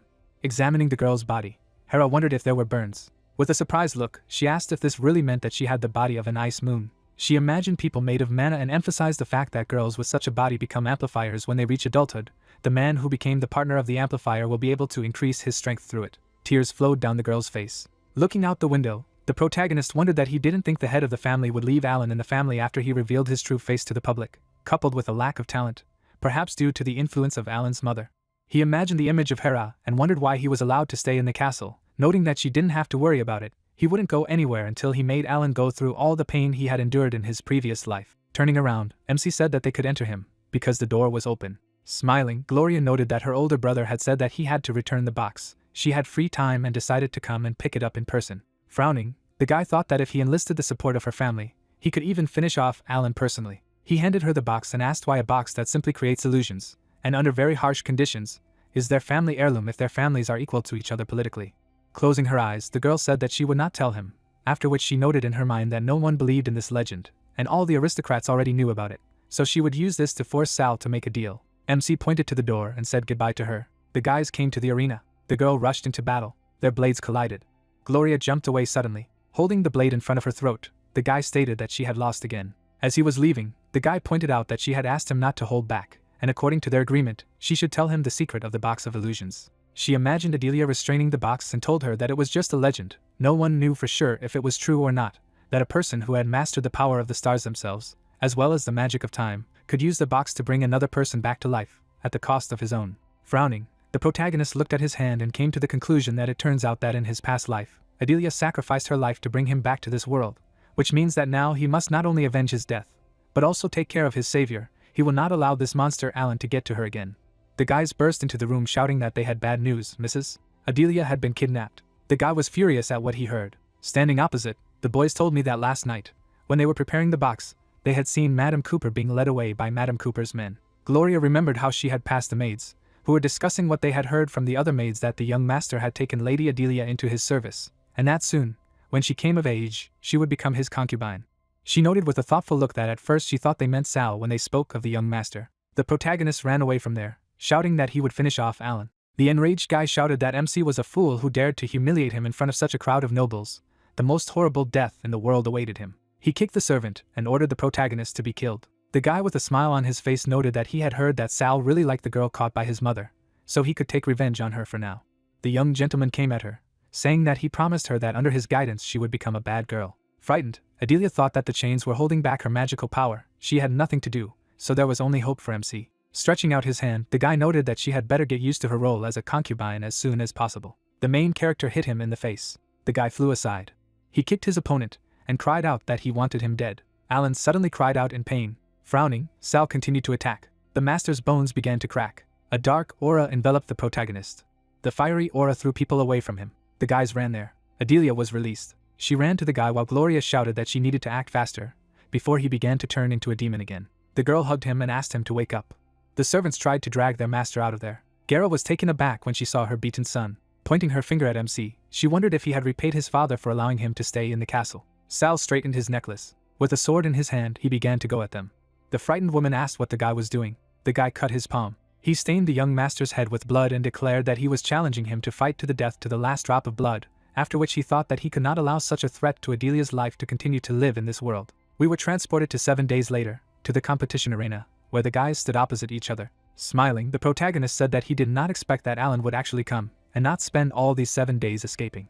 Bowing, the guy clarified why he should suddenly miss such an opportunity to crush him like a pathetic insect. He looked at his opponent's shield with a serious look and thought that it gave him goosebumps. The jellyfish's petrification being flew beside him. He began to dodge the shots. Sal calmly thought that the Oath of Shadows would not help against the shield of the jellyfish, because petrification does not even count as damage, so he will not be able to deflect it with an oath, which means he must destroy it. He prepared to make a dash and listened to the fact that no one would have thought that by depriving Alan of the blade of the Perseus, he had given him the shield of a Medusa. That was the difference between someone who favored fate and someone who resisted it. He began to get closer to the enemy. Taken aback, the guy called for a jellyfish. The shield covered him. With a swing of his blade, MC sliced through the shield. Blood flowed from the eyes of the jellyfish. His blade began to be covered with pieces of stones. Enraged, Sal cried out that he wanted him dead. He rushed past the enemy. Smiling, the young master announced that he was now a golden staff mage. He summoned the spirits and urged them to devour the boy. Dumbfounded, Duke Isaac wondered that it would take thousands of innocent souls to wield this magic. Frowning, Brad said that this is the secret of their family. He asked to respect their traditions. After cutting the spirits, Alan wondered if he would even dodge. He said with a surprised look that it was impossible. He had practiced with this ability hundreds of times. It was impossible to just break through them without taking a single hit. Skulls flew at MC. A dark aura enveloped him. With glowing eyes, he noticed that the guy had had enough fights, but it was time to die. He made an attack. One of the servants was wounded.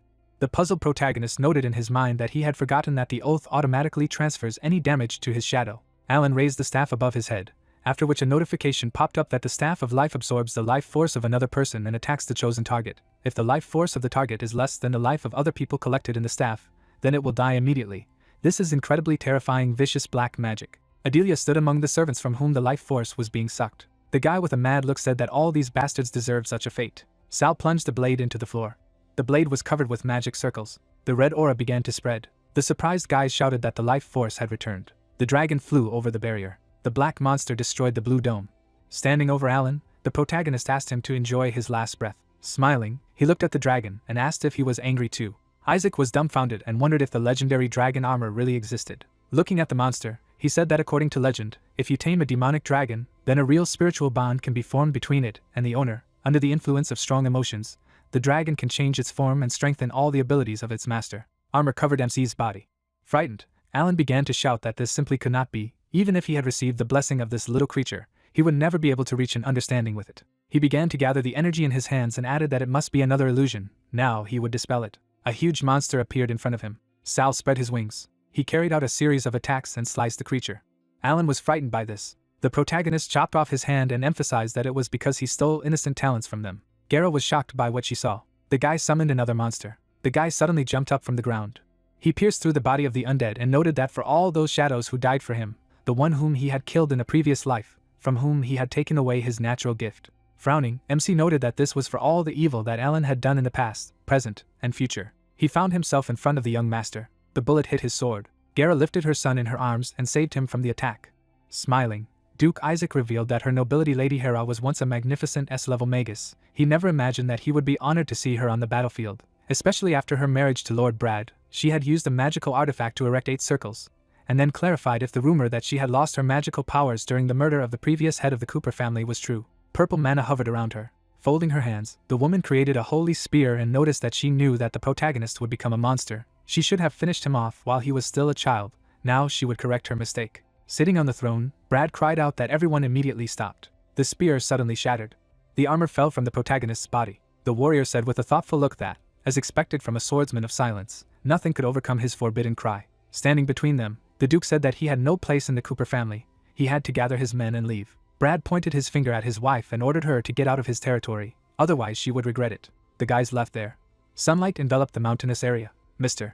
Isaac rode a horse next to Sal and asked if he would like to join their family, after which the main character clarified if he understood that he was now an outcast and this would be a declaration of war on the Cooper family. Isaac was taken aback by what he heard. Looking at the castle, the protagonist stated that he was afraid that he could not join their family, but he could offer a deal. The king was terminally ill. The war of the nobles was inevitable, but he could assure him that if he got to the Royal Academy, he would be the first to receive the latest news from the capitals. After which the warrior asked if the guy wanted him to help him get into the academy, and why would he suddenly believe him. Smiling, MC thought that since he had an S-level talent for swordsmanship, it was time to use this trump card. Looking at the building, he remarked that he should be believed because he could become a disciple of the silent holy blade Chris. A drunken man was lying in front of the building. Opening his eye, he asked who else remembered him. A notification popped up that it was Chris's silent blade, whose level was a veteran sword master. His sword speed surpassed even the sound of his strike. The blade was in the enemy's body faster than he could even hear the wind cutting through. At first glance it seemed to be a silent elimination technique, but in fact it was a very fierce and powerful fighting style that tears through the enemy's armor with its incredible punch force. Sal and his partners were standing on the outskirts near the city of St. Gore, and the protagonist said that those 3 towers in the distance were the defensive barrier of St. Gore, the Holy Trinity, and then added that if someone noticed them in the distance, then it was not long before the city was left. After a few days, the red-haired man looked at the hero and warned that even outside the academy, Sun Mountain was full of other aristocrats, so he had to be careful. Tired Sal looks at his incessant comrade and thinks that this guy cannot be trusted in any case, because he is always ready to stab in the back if it will benefit his family, which means you need to find a way to get rid of him. The sun shines on the squad, and the young man told Sal not to worry, because he would take care of his entry into the Royal Academy. Adelia would become his servant, so they could both live together, and then added that as for his soldiers, they could temporarily serve in the Isaac family's mansion as guards, where they would guard their estate from all sorts of thieves. A strange feeling pierced the head of the protagonist, who raised his head and could not believe that the thieves were so close to St. Mountain, and then realized that this was his chance. The group rushed forward, and someone said that although they are called simple thieves, it is known that they are only the shadow hands of the aristocrats of St. Mountain, which is why the showdown with them is a real hassle, to which the hero said that they should provide the thieves to him, and one of the members of the group asked what they should do to Lady Adelia. Sal rides his horse and says that she is only going to get in the way, and then asks Mr. Isaac to accompany her to the Royal Academy. The boy and girl rolled their eyes, and the red-haired man sadly said that they would first settle this boy's people in the manor. The protagonist looks at the camp in the thicket of the forest. The hero lowered his head thoughtfully, and thought that judging by Angela's story in her past life, she must have been captured by robbers when she was about 7 years old. Sal jumped down from the tree and remembered that the Holy Blade Chris was her father, who had been looking for his daughter for many years and was ready to do anything to save her. The dragon flies over the protagonist, who mentally says that if he manages to free her from captivity, he will have a chance to become his apprentice. Energy envelopes the hero's legs. Spiritual power resonates around Sal, who stretches his fists for the upcoming fight. Bandits trained with spears. Something flew over the instructor. A cut appeared on the guy's neck. Blood rushed to the ground. Something struck the archer. Horror filled the eyes of the bandit, who looked up with horror. Indifference surrounded the protagonist, who stood near the corpses of defeated opponents. The first hereditary swordsmanship technique, the glitter of a bloody shadow. The hero rushed to attack. A hellish flame snake burst out of Sal's blade. The second ancestral swordsmanship technique, the unrestrained feast of blood snakes. Hatred overwhelmed the leader of the bandits' plan, who made an attack on the protagonist, and then wished the latter death. The hero blocked the enemy's attack without any problems. Sal abruptly soared up and said that this was the third ancestral swordsmanship technique, namely the decapitation of the blood shadow. A sharp realization hit the man in the head, who turned around in horror and noticed that it was the sword of the blood demon, which meant he was of the Cooper family, but did not have time to tell who they were. Sal indifferently blew off Plan's head. Two amorphous silhouettes appeared on the battlefield. The protagonist stands in front of his spears and says that bandits are just a bunch of evil creatures, which means he doesn't care who they are. A white griffin flies to the hero. Sal smiled and wanted to ask the pet if he had found the place he had asked for. The protagonist stretched out his hand and asked the griffin to lead him there. The guy pressed the stone button. The stone door opened with a crash. The hero silently goes down the stairs. Hope was reflected in the girl's eyes, who raised her head and assumed that he had come to save her, to which Sal replied that he had come to take her to her father, because he wanted to become his apprentice, and he thought that Angela had said that since childhood she could see a person's intentions and whether he was telling the truth. The child stretched out his hand and happily said that he was not lying, which meant they could go. Rays of light from the passage illuminate the protagonist with a girl in his arms. The guy tiredly raised his head and said that they would not be let out of here just like that. A huge skeleton looks at people. The hero turned towards his strong opponent and said that this time, he and the dragon were putting their lives on the line. Sal raised his sword and told Angela to get ready. The protagonist exhaled tensely. The guy swung for a blow. Rage filled the skeleton, which tried to hit the hero. Sal blocked the attack and shouted for Angela to act. The child runs away from the scene of the battle in terror. The armor crumbles on the protagonist's body, who says that the dragon armor has another ability, which means it's time to test its powers. A red aura envelopes the guy who shouted for the dragon to take off his armor. Removing the dragon armor is an ability that instantly separates the armor from the wearer's body, removing it and immediately releasing all the accumulated magical power, creating a wave of incredible power that can stun the enemy and save lives. Overwhelmed with confidence, the hero turned around and said that just a skeleton would not be an obstacle to his revenge. The skeleton looks in the direction of the child, and Sal realized that all that remains is to take Angela and leave here together. The monster released a void ball and wished the girl death. There was a colossal explosion, and the protagonist shouted the name of the child. The sun illuminates the griffin's wing. The creature has difficulty keeping Angela in the air. Sweat runs down the griffin's tense head. The child falls into the boy's arms.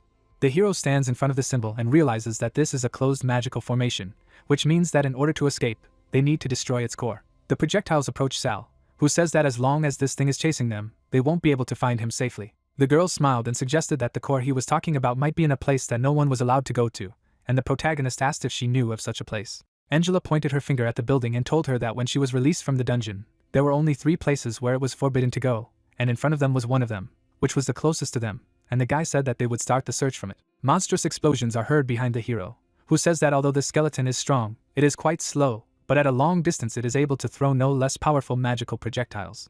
Sal kicked down the door and explained that he was not wearing armor now, which meant that even a single shell could severely wound him. The protagonist looks at a huge blood core and notices that this room has clearly been reinforced, but it won't last long. The child with a strange look looks ahead and says that this bow is calling her. The guy took a step towards the core and asked her to look only at him. A small model of a bow appeared in the hands of a surprised girl. Angela happily raised the weapon, and the hero assumed that it was a blessing from the sylph, and the child replied that his assumption was correct, and also reminded that soon there would be a big monster here, which meant it was time for them to go to the next place. The creature that was looking at people was filled with rage, and the girl explained that the second place was in that direction. Sal opened the door to the black core, and Angela noticed that they had found it. A golden glow enveloped the black shiny core. The protagonist looks ahead in shock. The skeleton exuded demonic energy, and the boy realized that the wizard who created the skeleton bruiser had ordered it to self-destruct. The hero lowered the child to the ground and said seriously that his next trick could drive him crazy, so she, Angela, must save herself at all costs if that happened, and the girl replied that she believed in him. Sal stands in front of a smiling demon and thinks it's time to use the power of the sword, a quarter ancestral swordsmanship technique. The protagonist made a lunge and explained that this was a bloodbath technique. Red cracks began to spread out across the sphere. A dirty hand grabbed the young man's hand. Something touched the guy. The creature holds the hero and says with pleasure that now he belongs to him. The tired head of the royal guard sleeps in the corner. The capital is St. Gore, the Royal Academy. The servant knelt in front of Chris and reported that the second prince's soldiers had left the city, and then asked if it was worth sending their fighters after them. The man opened one eye with difficulty and asked if Sanders had left the countryside. The bottle fell to the ground, and someone asked him to look after his wine, because he would definitely come back for it when he personally checked everything. The hand is holding a wooden vessel. The masked man tilted his head and noticed that the master was finally free. Clouds were gathering over the bandits' camp. The child looked at the strange Sal. The protagonist's face twisted into a hellish smile. The griffin saved the girl from the guy's blow. Angela lies on the ground and addresses the hero. The dragon attacked the gloomy master. Possessed, Sal tried to hit his companion. A griffin stands in front of a child. The girl began to fill the bow with energy and remembered the protagonist's last words. Angela was overwhelmed with determination, who pulled the bowstring and thought that for his sake, she would definitely survive. The arrow flew towards the protagonist. The griffin once again saved the child from the attack of the possessed guy. The companions looked forward. Madness overwhelmed the body of the hero, who smiled and, after calling the child a charming young apple, asked which part of it to try first. A monstrous force pressed on the girl, who realized that she could not move. Sal picked Angela up and noticed with some madness that she had pure blood, and then added that he wanted to open her chest and let her sprinkle his body. The child closed his eyes and told the protagonist not to be upset, because he had done everything he could. A tear runs down the face of the possessed guy. A calm hero stands against the background of a wave. Anger filled Sal's gaze, who raised his head and shouted that the blood demon should not dare to go so far. The creature froze and was surprised to notice that this was impossible, because it could not wake up on its own. A red aura enveloped Sal, and the monster asked him not to resist, because he could not stop the inevitable, because his will obeys him, to which the protagonist noted that he really had a bad effect on his own will. The guy looked confidently ahead and explained that he would only need to do one thing. The hero used the bloodsucker skill, and the inner demon shouted that he would destroy himself, and even if he survived, he would never become a swordsman again. The aura of a desperate monster burst out of Sal's body, who asked the monster not to worry, because Chris would soon help him solve the problem, and then added that he was already finished, and the creature said dejectedly that if he continued to pin his hopes on others, he would only doom himself to inevitable failure.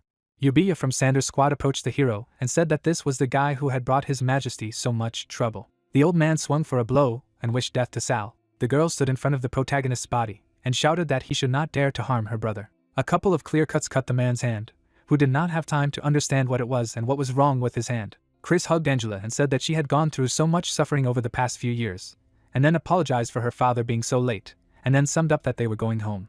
The child stretched out his hand in the direction of the hero and shouted that his brother should not be left here. The tired man turned around and said that he could help him with the treatment if he wished. Sal looked up with difficulty and replied that he wanted much more, because he had risked everything to save Angela and become his heir. Chris, with a sarcastic smile, holds the protagonist and says that in the end he saved her with his own hands, to which the guy confidently noted that although his recklessness led to significant complications, in the end he was able to snatch her from the grip of the second prince. 7 days later, the man was walking with the guy through the academy, and then the head of the royal guard said that although the hero had not yet fully recovered, he had already notified everyone in the city that he would become his future heir, and Sal assumed that he was now the #1 enemy for the entire academy, to which Chris replied that he could give up his future title and teacher at any time.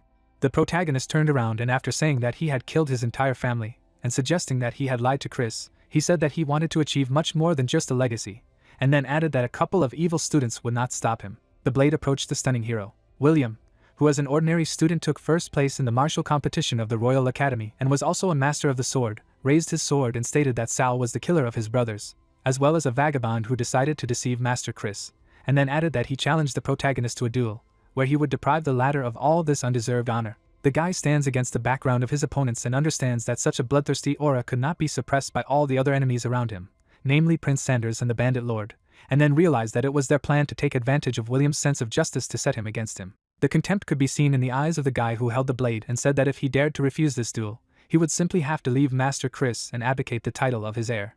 The hero confidently took out a scarlet sword and remembered that in his previous life, William had also been used to challenge him to a duel, and then added that he could not believe that this would happen again, but everything should happen the same as before.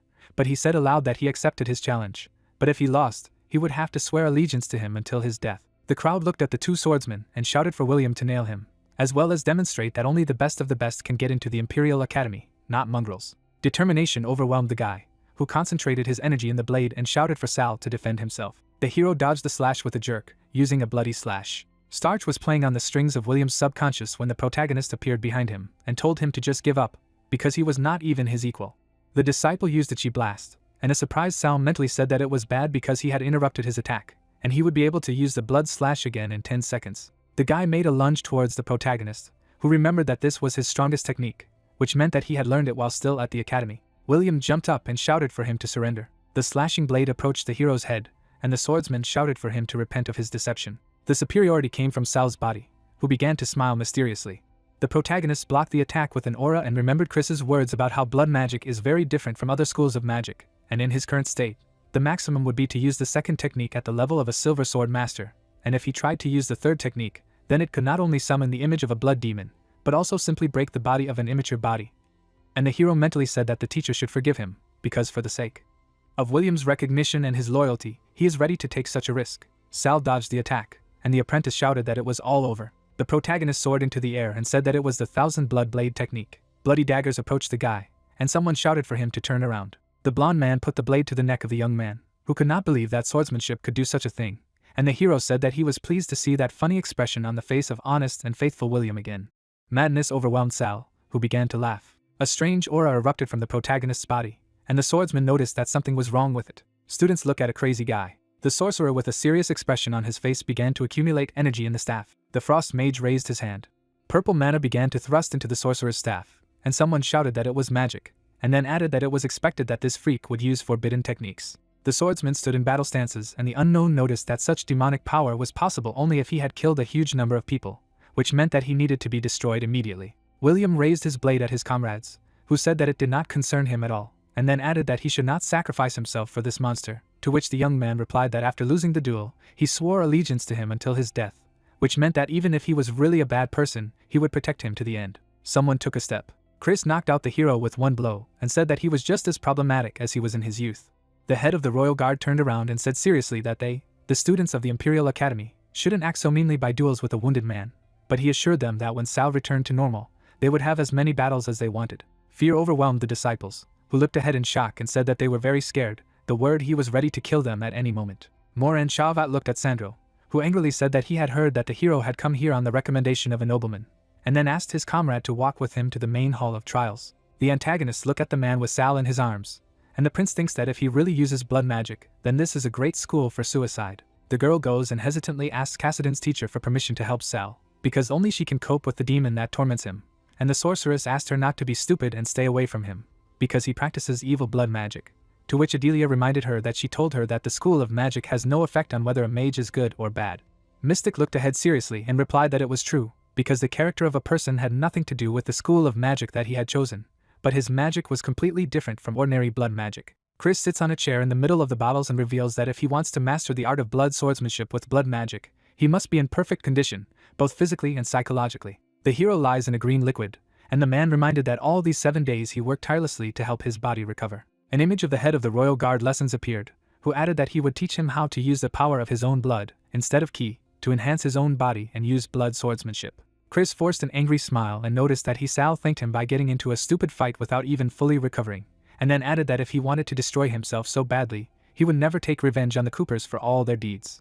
The protagonist gave his mentor a sly look and replied that he was not stupid enough to kill himself, but there were things he needed to do at all costs, and he trusted his master and knew that he would not let the successor student go mad and start killing everyone indiscriminately. The dean of the academy's combat department, George, was standing in the aisle, and Chris tried to understand what he was doing here, and then added that he was not welcome here, to which the old man replied that he was outside the door, not inside. The man turned around and stated that Sal was a recommended student at the academy, and according to the rules, he had exactly 1 week to complete the tests to prove that he was worthy of studying at their academy. The dean turned around and irritably told Chris not to let whims interfere with the work of the academy, because maybe the rector will tolerate it, but he is not going to do it. The hero looked at the tired mentor and suggested that he had some problems with him, to which the head replied that it was just a stubborn old man who miraculously did not die by his hand, but as long as he did not violate the rules of the academy, then he should not worry about him, and the protagonist suggested that it was better for him to complete all the tests as soon as possible. To which the teacher replied positively and added that he should prepare well, because the old man conducts them himself, which means it will not be easy. That same night, the antagonist stood near the entrance to the dungeon, and Sandro reminded that old man George had prepared their way to the Sal dungeon as a test, and the main task of Moran Shavat was to poison the water in it before the arrival of the hero. Filled with rage, the monsters look ahead. The guy smiled and assumed that he would go so mad that Mr. Chris would simply have no choice but to kill him. The next day, Sal and William were standing in the hallway, and the protagonist reminded his friend that they would talk after receiving the task, to which the young man said that the next test would be too difficult, to which the hero agreed with his friend, because George had been sharpening his teeth on his teacher for a long time, which means that he would deliberately complicate everything. The swordsman raised his hand and said that the academy was quite difficult now, because everyone had gathered in the main hall. The student on duty, Philip, who was George's student, was sitting at the table, and William added that they were all waiting for him to come. The girl looks at Sal anxiously. The bespectacled man smiled slyly, and the protagonist said that he wanted to take part in the trial, to which the dark-haired man asked for his name and faculty, to which the hero introduced himself and added that he was from the combat faculty. Philip turned around and apologized to Sal, because there were unforeseen changes in his test dungeon, and they were that its difficulty was increased to extreme, which means that a group of at least 4 people is now required, and his partner asked to change the task to normal difficulty, which can be completed by 1 person. The man with a sly smile raised 3 fingers and said that the trial for singles would be ready only by the beginning of next week. However, according to the rules of the academy, Mr. Sal must complete the first test within 3 days in order to officially become a full-fledged student. A hypocritical gut seemed to burst out of Philip's body, who tilted his head and mockingly asked if the protagonist wanted to try to find people for his group, or calmly leave their academy safely, and other students of the academy added that the hero left the academy because they did not need such scum like him, and also tried to understand why Philip was offering him anything at all. After all, he had to be locked up for 3 days to be thrown out of here. Overwhelmed with determination, Sal smiled and suggested that the bespectacled man thought he wouldn't be able to find a team, and the guy replied that he didn't care, but it seemed that the rest of the students didn't really want to see him in their ranks. The protagonist angrily put the blade to the dark-haired man's throat after his words that the others did not want to become tame dogs like Wilhelm.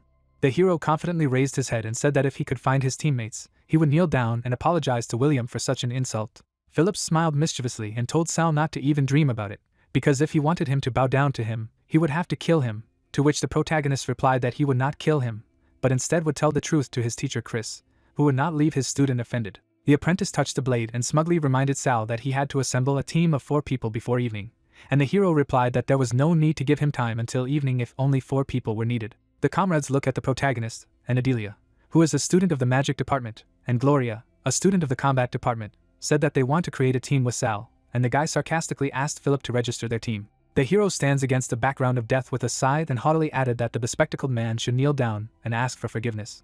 Sal turned around and asked if the dark-haired man was willing to risk his life to make it difficult for him, and the students couldn't believe how he dared to do that, and someone had told the villain to always be evil, and Philip on duty to just follow the rules, and the hero had used Mr. Chris's good name to intimidate him.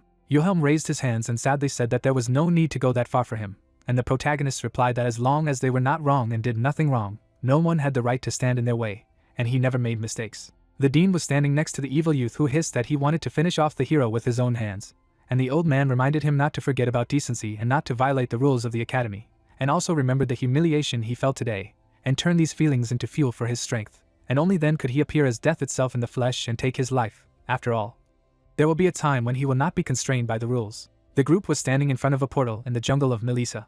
William touched his face and revealed that they were now in the jungles of Melissa, and according to legend, the legacy of this powerful sorceress had been hidden somewhere here. However, despite the fact that the academy had owned this dungeon for several hundred years, none of the students had been able to find this legendary legacy. An image of the distribution of levels on the location appeared, and the young man said that he was coming out of this dungeon by the lake, which was at the very top of the local mountain, and then added that the foot of this mountain was the most dangerous place in the dungeon, because there were monsters of the nightmarish level, which could be compared to the sword master in strength, and near the top it was quite the opposite. After all, there are only Nyx level monsters, and at the lake itself, they stop attacking anyone at all. The squad is standing in the middle of a misty valley, and William continued his story by saying that the mists in this jungle are poisonous, and a master of the golden sword will be able to hold out here for about 10 hours, thanks to his physical stats, while a mage of the same level, depending on his own mana, will only be able to hold out in battle for 6 hours. Sal looked ahead and said in a commanding tone that everyone should prepare for battle, because something was approaching them. A swarm of beetles is chasing a squad of people. William raised his sword and said that it was a swarm of Melissa, and not only were they extremely tenacious, but killing them would not do any good, which meant that it was better to just stay away from them, because then they would leave, and the girl explained that it was useless, because they had been running away from them for 20 minutes, and several times they completely changed direction, but the monsters did not lag behind. People are fleeing from the horde. Blushing, Adelia raised her paws. A mesh barrier surrounded the group. William rolled his eyes and asked irritably what the cat purr spell was. The protagonist raised a scarlet blade and said in annoyance that they had been running from them for 20 minutes, and didn't even have the courage to take up the sword and fight them back, and after that, they called themselves talented warriors. A red snake appeared from the blade of the hero, who explained that it was a blood snake. A scarlet beam rushed towards the beetle. Blood energy destroys dozens of bugs. Sal looked ahead in exasperation and noticed that they weren't even getting stronger, and then tried to figure out what kind of vile and useless monster they were. The girl sits and says with relief that they are finally saved, and the protagonist tried to understand if she was ashamed that she was saved by her rivals. The girl closed her eyes and haughtily said that the hero was a village savage who did not even understand anything. Hundreds of red lights stared out of the purple mist at the people, and a woman's voice added that no nobleman could consider him a pathetic bastard, that he could inherit either a title or his own surname as his rival, and if he had the brains to offer to accompany them before leaving, perhaps she had offered to be her servant. The frightened student jumped up and tried to figure out what it was. The squad took a fighting stance, and Gloria assumed that the swarm had attracted the attention of other monsters, and William shouted at everyone to be careful, because something was clearly wrong with these monsters. A clawed paw emerged from the mist. The huge creature opened its mouth wide. The hero smiled and said with pleasure that it didn't matter, because they would just finish them all off. Sal dodged the creature's swift attack. The art of blood swordsmanship is a fighting style based on the use of blood magic and passed down in the Cooper family from generation to generation. The fire blade pierced the monster's body. Due to the fact that this style uses magical power instead of physical, the movements during the fight become so sharp and unpredictable that it becomes almost impossible to resist it. The protagonist killed the monster with the skills Bone Spikes and Carnage, and to become stronger like warriors during physical training, you need only one thing, and that is to kill. The blade has passed through the upper part of the monster's mouth. It must control the blood and use it. The blood of the defeated smoothly absorbs the body of the hero. He must absorb, improve his blood. This is the essence of blood magic. Sal saved Adelia from wolves in time with the help of blood blades. A simple blood mage cannot develop his abilities so quickly in battle because of his fragile body. But a blood swordsman is not limited to this. Madness echoed from the depths of Sal's soul, who lowered his gaze. The power of the spilled blood does not matter, because every drop will only make the owner of this style stronger. A demonic smile appeared behind the back of the possessed hero. The only problem with this style is that all the anger and hatred accumulated in the collected blood will not disappear, but on the contrary, will merge into the image of an immortal demon inside the warrior himself. The girl neutralized the curse and tried to understand how Sal felt, an eternal, unbreakable curse that only truly outstanding willpower could suppress. The protagonist took a step forward and told her not to worry, because thanks to the treatment of his teacher Chris, even high-level monsters are not a problem for him. Negative energy began to permeate the hero's body. A colossal volume of blood-red aura burst out of the possessed Sal's body. The girl raised her hand and said that it was a star shield. The redhead turned and assumed that the same thing was happening to him as in the dragon's nest, and Adelia explained that this time the sensations were completely different, but she did not have time to finish. The aristocrat raised her head haughtily and interrupted, saying that anyone who uses blood magic is doomed to lose their minds, because this is the natural course of things, and then added that the first and second lords of the Cooper family have gone mad because of this magic, and it is even rumored that the current head has become a silent blade master in order to protect the entire family from her pernicious influence. The golden energy burst out of Adelia's hand, who said that the starlight would bind them and establish a stellar connection, and the apprentice said in exasperation that using such a spell on a madman was extremely life-threatening. A red glow enveloped the girl's eyes. The demon sits in Sal's inner world and cannot believe that there are still people willing to risk themselves to save him. The blonde turned around and tried to understand what he had done to the protagonist. The creature released violet energy and explained that it had not done anything, because the boy had chosen this path himself, and then told that the progenitor of the Cooper family, who created it, had just died from this thing. The monster looked with 3 eyes and offered the girl a deal, which was that he would tell her how to save him, and in return, she would allow the seed of a blood demon to be planted in her heart. The demon began to laugh madly after Adelia's consent and shouted that good people are always so stupid. The blue-eyed woman furrowed her brows and said in her mind that she would definitely save Sal. The woman gently touched the hero and said that the starlight would purify him, and then added that this was the star flow technique. The aristocrat looked up stupidly and noted with irritation that at such a young age she was already able to use the spells of the seventh circle, and then tried to understand how much time she spent reading books, and then noticed that they all really did not have a personal life. The redhead blocked the attack and shouted for the noble lady to either help them or shut up. The demon laughs behind the protagonist's back and says that he was saved again by a little girl and then called him a loser.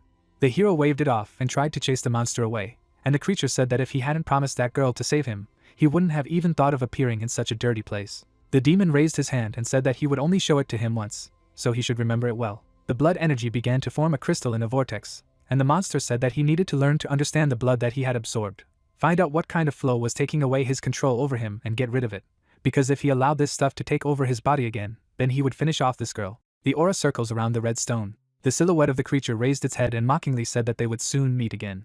Rage raged in the heart of the hero, who looked up and whispered that next time he would regret their meeting. Flames surrounded Sal, who shouted that this was a feast of blood snakes. The blood of the defeated enemies rushed to the bloodstone. A golden beam hit the top of the mountain, and the aristocrat noticed that a demigod-level expert had arrived in the dungeon, which meant that the academy found out that they were in trouble and sent a teacher after them, and the protagonist tried to understand why they suddenly disturbed an expert of this level, because it could mean that something serious happened in the dungeon, and then said that it didn't matter anyway, because he had to finish the test. A golden glow envelopes the swordsman.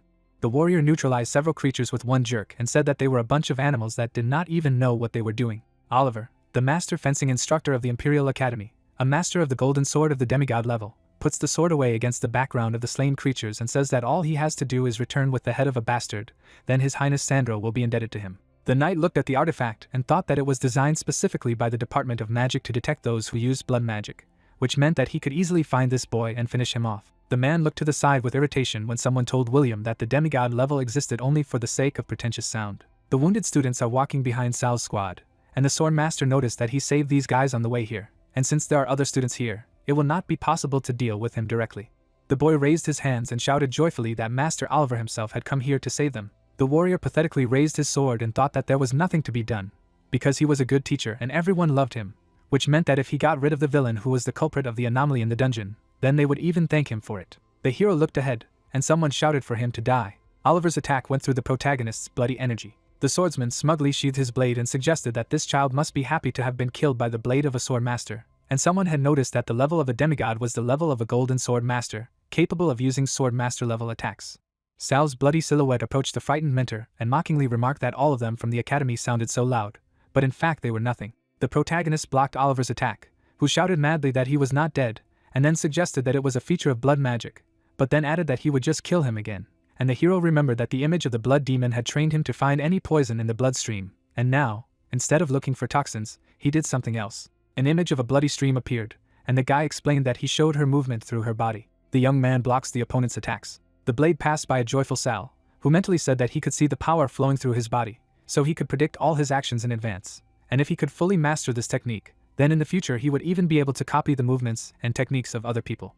The shield pushed Oliver away, and a woman's voice shouted that it was a cat's purr. Enraged, William swung and shouted that he was using Imperial Slashing. The swordsman blocked the attack at the last moment. The hero is rapidly approaching a man who realized that Sal was not so easy to kill, and William is fighting with all his might, which means that he will have to take advantage of what he did not want. Oliver let out purple slits around him and mentally wished the protagonist's squad death.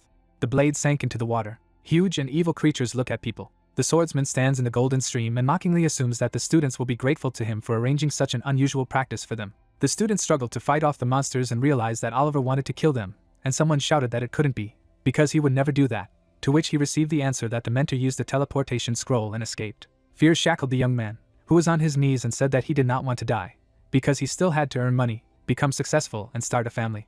The trembling guy holds the blade and stammering said that he must fight. The Hydra raised its clawed paw. The comrades took fighting stances, and Sal shouted for William to block the monster's blows. The bloodthirsty jaws of the creature began to spew flames of various elements, and the protagonist ordered Adelia and Gloria to protect these losers, because they are their witnesses. The girl raised her hand and shouted that it was a wall, and the redhead said that Adelia's magic would be much more powerful if she stopped giving her such names. The hero barely dodges the attacks and asks William to give him the crystal, to which his comrade warns him that he may fail the trial, and Sal replies that if they die, he will fail it anyway. His partner threw a bag at the protagonist, who realized that it was a catastrophic level monster, so if he used the Shadow Blood Blade technique, then the demon would definitely be able to take control of his body, and then tried to figure out what would happen if he only used skills below the silver level. The hero scattered stones and asked William to divert attention to himself, because he needed a little time. The swordsman blocked the monster's lunge. The creature pushed the guy away strongly. The Hydra towers over the protagonist, and a voice from deep down asks him to be careful. A wounded William stood between Sal and the monster, and shouted that he would use the slashing. The blade bounced off the creature's scales with a clink, and then the guy asked the hero how much more time he needed to collect blood. The fiery projectiles shot towards Sal, who replied that he needed a couple more seconds. Gloria deflected the monster's attacks at the last moment, and said that extermination, a dance of blades. Severe fatigue was reflected on the girl's face, who began to close her eyes. The redhead began to fall down, and Adelia shouted for someone to help her. Gloria landed on a soft, bloody canvas. The protagonist stands against the background of a huge red monster, and tells the beast that its destruction has come. The hero launched a huge slash towards the monster, and shouted that it was a blood flame snake strike. The cut struck the creature. Sal sliced his opponent in two with a clear movement, and assumed that this was the end. Hellfire enveloped the remnants of the monster. Comrades look at the hero. The trembling guy struggled to his feet. Lewis looked down grimly and said that Sal was a demon using blood magic, a bastard who had betrayed his family, a villain ready to kill his comrades, and William had shouted at him to stop. The disciple furiously raised his sword. The blade plunged into the ground. The student got down on one knee and said that if it were not for the help of the protagonist, he would have already been dead, and then asked to accept his sincere apology for his past stupidity and ignorance. The tired hero stands in front of the squad, which asks to accept their apologies and gratitude. The aristocrat raised her hand and shouted for everyone to look there. A huge swarm of insects is approaching people. Sal used his bloody vision. An unknown beam spreads through the swarm, and the protagonist realizes that there is clearly some kind of mystery behind this rim. The hero used a crimson flash and shouted for Adelia to protect herself and these people.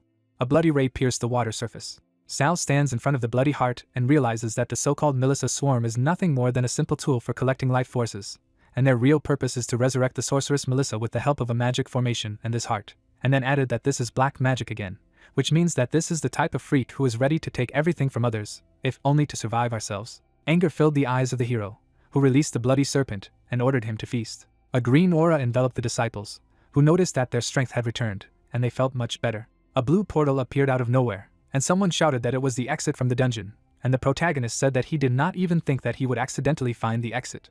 Oliver mysteriously stands under a tree and thinks that what happened in this dungeon must remain a mystery, because otherwise, Not only will His Highness's plan to merge the academy suffer, but also himself. Light began to penetrate from the crack, and the man mentally said that it could always be worse, and the portal from the dungeon began to open, and then tried to understand who managed to survive. The swordsman drank the potion and thought that he had no right to make a mistake this time, so he wouldn't leave anyone alive. People raised their hands and joyfully shouted that the gate had opened, which meant that they would be able to get out of there very soon, and the girl said that Sal had returned, and then tried to understand if everything was okay with him, to which the hero replied that his strength had been restored, both physical and magical, and he had also found a couple of things at the bottom of the lake. The protagonist showed the stone and said that this crystal vial smelled of poison, that it came from a monster, which meant that they were poisoned with the help of it, to which Adelia said that it is not often that you see vials made of crystals, which means that as soon as they return to the academy, you will need to ask the teacher about it, because he will probably tell you how to find the culprit, to which the hero replied, "That relies on it." William peers thoughtfully into the bloodstone and says that judging by its size, it must be a catastrophic level magic crystal that fell from the five-headed dragon, and then adds that he is sorry that he had to spend the previous crystal, but they cannot be in this poisonous mist, which means that his trial test has failed. The guy approached his friends and told them to take these crystals, because they were crystals that he had managed to collect during his own test, and then wished that Sal would pass this test. The students picked up the bags and shouted for the protagonist to take their stones too, and someone noticed that finally everyone accepted the hero. Oliver mysteriously stands under a tree and realizes that what happened in that dungeon must remain a secret, because otherwise, not only will His Highness's plan to merge the academy suffer, but also himself. Light began to penetrate from the crack, and the man mentally said that it could always be worse, and the portal from the dungeon began to open, and then tried to understand who managed to survive. The swordsman drank the potion and thought that he had no right to make a mistake this time, so he wouldn't leave anyone alive. The happy students came out of the portal, and Oliver tried to understand why they simply couldn't die in that dungeon. A strange feeling pierced the mind of the hero, who looked to the side and realized that there was clearly something bad here. Sal dodged at the last moment with a bloody outburst. Red energy envelopes the blade of the enemy, who wished the protagonist death. The girl looks ahead in horror, and Gloria shouts that they are already rushing to help. The hero soared into the air with the help of fiery wings and said that this time, he would definitely finish Oliver. The opponent quickly broke the distance, and wished Sal to go to hell and die, to which the protagonist replied that he was the only one who would die here. The opponents flew away from each other after a strong blow. The bottle fell out of the hero's pocket. The dean landed between the swordsmen and shouted for them to stop immediately. The old man turned and tried to understand what Oliver was doing, but he thought that this brainless blockhead breaking the rules was only complicating everything, because for the sake of fulfilling the mission of the second prince, the lives of a handful of students were worthless, and the blond man explained that he had come here to eliminate the man who had poisoned the dungeon. Fear enveloped the crowd of students, who stood and said that they had not seen anything, and the aristocrat asked if George had any proof, to which the old man replied positively. The dean unfolded a long parchment, and explained that it was a magic scroll created by the rector of the academy himself. A golden glow enveloped the students, and the old man added that he would detect the smell of poison, and if there was one among them who had used the poison, the scroll would find him. The golden beam approached the crystal vessel. The students are shocked and cannot believe that Sal did it, because he saved them, to which someone suggested that he deliberately used poison to perform his test, and then just took the chance to save them and restore their reputation, and the young man cannot believe that there are such pathetic and shameless people in the world. The hypocritical dean looked to the side and thought that this bunch of miserable scum was so easy to deceive, and then realized that there was nothing to take from those who were destined to be mere pawns in this life. George met Sal's gaze and asked if he had an excuse, to which the protagonist replied that if he himself wanted to accuse a person of something, then there would always be a reason. The old man quickly stretched out his hand forward, and the hero added that if he thought that he would give up without a fight, then he could only dream. Rage filled the eyes of the man who grabbed Sal by the throat, and the protagonist noticed that he was very fast, and then assumed that this was the strength of a true sword master, and then realized that he could not move. But even the magic stopped working after being captured. The madness came from the dean, who raised his blade and began to say that according to Rule 367 of the Academy's charter, the teacher could finish off anyone who attacked him within the walls of the Academy without any consequences, which meant that Chris's heir and student must accept his punishment. A violet beam deflected the man's lunge. The rector and Chris left the portal and asked him to wait for George, because the time for the execution had not yet come. The dean held out the bottle and asked him to look at it, and the scroll he had given him found a mark of corruption on Sal. The long-haired man used an advanced identification technique and realized that it was the royal family's secret poison for killing blood mages, and then added that Chris had really caused him too much trouble with this boy. The man raised his hand and said that it still didn't prove anything, because first they had to put them in a dungeon and then start investigating. The chains bound the suspects, and Albus mentally said that it would be better to lock them up for a while, because this guy would be hit by an unstoppable stream of assassination attempts. The mentors are standing on a golden seal, and the headmaster said that it is time for them to return, because there is no need for students to waste time on such trifles. The students stood in shock and could not understand whether Sal did it or not, because the dean found traces of poison on him with the help of a scroll, but Chris believes the protagonist, and the rector did not finish him off on the spot, and Oliver did not care about their lives.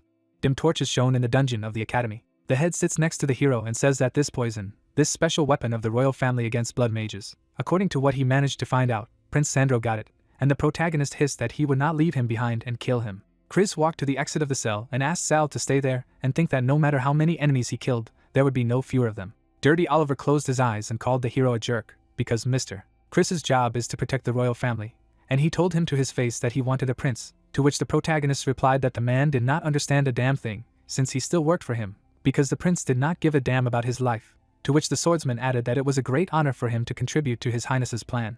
The guy looked away in shock. There was an image of a hero who remembered that being a shadow of the Cooper family is an honor, and they should be proud of this absolute loyalty. The young man approached the prisoner and asked if it was worth spending his talent, all his efforts on satisfying the desire of someone else, and then suggested that he himself wanted to be treated as expendable whose life could be sold at any time. Despair hit Oliver's temples, sweat dripping down his face as Sal tried to figure out if he cared about something, such as his loved ones, and then added that if he confessed to Director Albus about what he had done in the dungeon, he would help him get rid of the prince's influence. The man grabbed the bars and shouted for the hero to shut up and suggested that the guy wanted him to become just like Sal, namely a rabid beast who betrayed his family and master, to which the protagonist replied that he couldn't wait to see what the master to whom he was so loyal would do to him.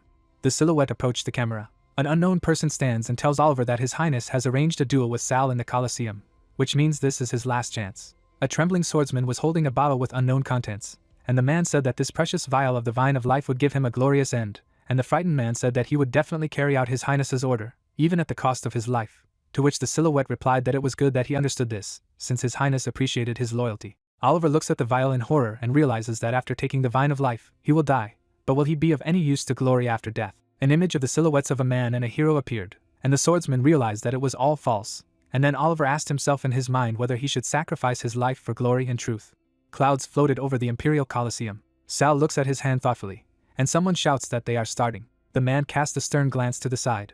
A huge demonic mass is lying on the cart, and the host said that today's duel will be held according to good old customs, where two warriors will clash with each other under the attack of the beast, and then added that whether it is killing their opponent, or defeating the great beast together, the brave survivors will receive a reward and congratulations from His Highness the Second Prince. The creature began to wave its appendages, and the voice noticed that the beast was about to wake up. The tentacles sliced through the man, and the leader shouted that the fight was beginning. Oliver drew his blade and shouted that he had seen the hero wielding his bloody techniques, which meant that if the attack area was large enough, the trick of turning blood wouldn't help him. The protagonist silently parried the enemy's attack. Sal stretched out his hand to the side and asked the stunned man if he had any idea how strong the swordsman with S-class talent was, who had been training hard since he was 4 years old. The monster began to pull its appendages towards the guy. The hero used a silent blade, a crash, and thought that now that he was able to recover, he would try Chris's attack at 10 meters, and then shouted to Oliver that he had regained his strength, and now he was no match for him. The prince watches the fight and cannot understand why Oliver has not used the potion yet, and then asks to bring Grace to him. Oliver's mother, who was the second prince's cook, lowered her head. The man turned around and realized with horror that if he lost, then they would do something terrible to his mother. The swordsman looked at the bottle. Oliver emptied the contents and realized that he had no right to do so. A monstrous power overwhelmed the swordsman. The fierce opponent charged and shouted for Sal to die for his mother. The opponents crossed blades, and the man asked the protagonist to save his mother from the hands of the second prince, and in return, he would help him finish off the beast, and the hero tried to understand what he was going to do. Oliver threw out the protagonist and shouted that only if he died, his mother would be able to see tomorrow. The guy is rapidly approaching the monster. Desperate Oliver looked up and began to beg the hero. Power overwhelmed the swordsman's body, who swung and shouted that it was a mining technique, a vortex of flaming blade. Oliver pierced the creature's body with his blade and shouted for it to die. A huge cloud of dust rose after the impact. The woman bent down and began to desperately call for her son, and the prince haughtily said that it was a waste of time, because he could not even cope with such a trifle. Tears run down the woman's face. An injured Oliver is on his knees and hopes that his death can calm the wrath of His Highness, and Sam will see that he has paid for his sins and is saving his mother. The activated stone begins to exude sparks of magic, the core of hellish life. The stone began to drain the strength from Oliver in an instant. The opponent began to ask the opponent to save his mother in pain. He asked that the guy worked for the second prince because of his mother. The stone entered the opponent's chest halfway. In the place where the stone was, the protagonist's sword came next, who said that if Oliver died, they would not help him and save someone else. The blade pierced the stone with Sal's words to take care of the family himself, and what he owed, blood magic, rebirth of blood and flesh. The weapon went through the applicant. After the battle, the protagonist recovered with a healing spell and whispered that the blood of the hellish manhole could quickly neutralize the negative effects of the Vine of Life, so the guy should not worry, Teacher Chris would take him. As he moved, Sel stood in front of Prince Sandro, who said that he didn't think that blood magic was so powerful that it could defeat both a beast and a demigod swordsman at the same time. Crossing his arms, the prince continued to say that the victor could ask for his reward, anything, riches, or maybe he would ask forgiveness for the evil he had done. The blonde replied that he only needed a maid. The woman raised her head at the main character. Sandro asked in surprise that he wanted only one servant, and added that maybe the guy wanted to take revenge on Oliver's family. A soldier standing behind the woman forced the maid to bow, and the prince continued to say that of course, Sel was a true blood mage. Smiling, His Majesty said that bloodlust had completely consumed the hero, and that the protagonist could join the kingdom and become its faithful blade. Sel asked if it was true that His Majesty had such a fickle attitude towards servants, and then lowered his head to the woman and said that Oliver had given his life for her, following orders, and then his rival's family had been kicked out into the cold. Sandro approached the blonde. Coming close to the hero, the prince said that it was a pity that the warrior fell, and the main character asked what would happen if he did not join the kingdom. Pointing his hand at the protagonist, His Majesty replied that in this case, blood mages are not liked in the Empire, so only people with power can protect him, and that the guy must become his sword, otherwise, he will be expelled from the academy for attempting to assassinate the prince. Immediately after the prince's words, Louis rushed to attack, saying that as a hero, he could speak to His Majesty like that. Sel stopped the opponent's attack. The door swung open, letting the light into the hall. Chris and Oliver ran into the room, followed by the guards shouting that it was a murderer and that they needed to save His Majesty. Oliver hugged his sobbing mother, who said how glad she was to see him alive, and Louis screamed from what he saw that as a guy he could be alive, wishing him to go to hell. Sel threw his opponent aside and replied that only Louis would go to hell. The protagonist flew past the attacking knights with a flash, a bloody flash. The blonde man put his sword to Sandra's throat, saying that power was useless in this situation. The prince turned to Chris and said that the man was the head of the royal guard and the supreme assassin of the royal family, and asked him that he had also decided to become a traitor. The brunette took out his weapon. In one fell swoop, Chris's sword blew the head off the guard's shoulders. Laying down his weapon back, the man said that he was loyal only to His Majesty. Taking 3 vials out of his pocket, Chris explained that these were vials with royal poison that were found in Melissa's dungeon and also on Oliver's body. The brunette said that the head of the guard was obliged to find out where they came from. Chris thought to himself that it was good that Angela's daughter had already been saved by Sal, so Sandro would not be able to manipulate as it was with Oliver. Sandro turned away and thought that if Chris continued, he would get to the bottom of it, in which case, His Majesty would put the prince under house arrest, and added that there would be an exchange of new students soon. If the prince was not on it, the blonde continued, then the elder brother would take this opportunity. Crossing his arms over his chest, Sandro replied that the vials were a gift from Moran, and he had no idea how Oliver got them. Sal asked what the prince wanted to say, that what happened was the work of Moran and Oliver, and that His Majesty had nothing to do with it. Turning towards the protagonist, the prince replied that of course he was not involved in this case, and would make sure that Moran got what he deserved, that he would then report everything to Chris, and shouted that Moran should be called here. Sal thought to himself from what he heard that Sandro was definitely behind all this, manipulating people and controlling them at the expense of his status. But now it is impossible to harm the prince, since Chris's teacher will have trouble, and he realized that first he had to finish with Moran, and then tie Sandra's hands. Moran ran into the room and asked if His Majesty was looking for him. A blood-red dragon jumped out at Moran abruptly, saying that it was unknown that the man would die. The shield repelled the attack, and the unknown person added that he did not expect that the protagonist would dare to attack Sandra, especially in the middle of the day. Alan entered the room and said that according to the sacred laws of the Empire, Moran was a baron. Raising his head, the brunette added that this meant that even if Sal killed Moran, he would have to apologize to the Cooper family and pay compensation. Raising his hand, Alan was surprised that the protagonist was still alive, and asked the boy that Moran, being a baron, and being one, had not broken any laws. The brunette bowed to the prince and greeted him, saying that the Cupel family apologized for the protagonist's poor upbringing, and that he raised his hand against the prince. Sandro replied that such a mad dog should be kept behind bars. Alan said that his interlocutor should not worry about this, and that he would take this point into account. Turning around, the brunette said that he hadn't seen Sal for a long time, and asked if he was ready to return to his cage. 2 people entered the hall. A dark-haired man said that the hero surprised him today with his reaction. Chris remembered how the guy in white gloves, raising his hand during the dialogue, poured mud on the hero. The head of the guard added that he was disgusted to listen, and the hero was not angry. Several members of the royal family, their mouths open, looked forward at something that surprised them. The protagonist hit the offender. He replied to Chris that why would he be angry? He had already dealt with a guy from the Cooper family more than once. The head of the knights added that Alan is protected by the oaths of shadows, so he will not die. A girl in a purple dress holds Alan in her arms. Chris explains that only the shadows of the Cooper family will suffer. The man lies in a pool of blood. Alan's mother and his father, approaching their son, are trying to calm him down. Chris said that his mother would not leave her son alone. She and the head of the family are already here. Second Prince Sandro with a sinister smile pulls the red strings that are tied to his words. The head of the guard said that Prince Sandro has been instructed to hold an exchange meeting for new students of the academy. He must have invited the heads of all 7 great families to increase his influence and strength. two soldiers, raising their swords, shout after the protagonist that Sal is a pathetic poisoner and will be crushed in the name of light. Another swordsman said that the hero should not let himself be fooled. You need to tear off the false mask from his face. The white-haired guy said that you should not shout like that. The hero, parrying his opponent's sword, said that there would be many talented S-level warriors at the exchange meeting, who surpassed the guards at times over, and they were also waiting to fight him. Having defeated two fighters with one blow, the hero said that he had no time for a duel. Chris, smiling, said that the boy had grown up. The head of the royal guard, along with a guy in a shirt, walking between two trees, said that he had arranged for the protagonist to meet with the director Albus. He was extremely interested in blood magic and wanted to learn it. He added that maybe the director would help him learn something new. A raven with sparkling eyes flies into a huge hall, the training hall of the Imperial Academy. Albus, facing Sal, told him to use his strongest move. Sal replied that it would all end badly. The headmaster, raising his hand, used a spell with a blue aura. He added that if the main character didn't respect old people, then he would start first. A huge blue hand appeared from the portal behind Sal. Albus struck with his spell. The hero thought that the headmaster had cast the summoning spell without words. Sal, dodging the attack, concluded that he was able to defend himself with blood magic. This blow was comparable in power to the attack of a sword master. A huge golem appeared behind the headmaster. It was an Albus training dummy. The director explained that although he was no longer in his best shape, he could still handle the golden sword master. Sal frowned and replied that he wouldn't hold back either. Enveloping the stone giant with tongues of red magic, the guy used the blood storm skill.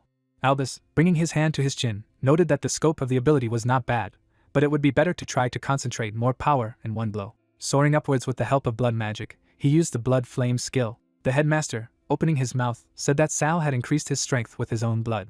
Swinging his sword, the white-haired guy said that he was using the mad snake charge. Albus noticed that the hero was too forgetful. The blood demon would not miss the opportunity to devour his master. A huge blood demon appeared behind Sal. The director explained that the demon feeds on the life force of other creatures, and Sal only strengthens it by burning his own blood. The old man added that Sal constantly used high-level techniques, burning a lot of blood, which is why the demon was able to gain control over him. The demon, looking at the teacher, told him to let him go. He would finish them all off. The director replied that the demon was even conscious, and this voice was exactly like that of Brad Cooper Jr. Chris, entering the training room, objected that it was no longer possible to continue the fight. The blood monster was chained.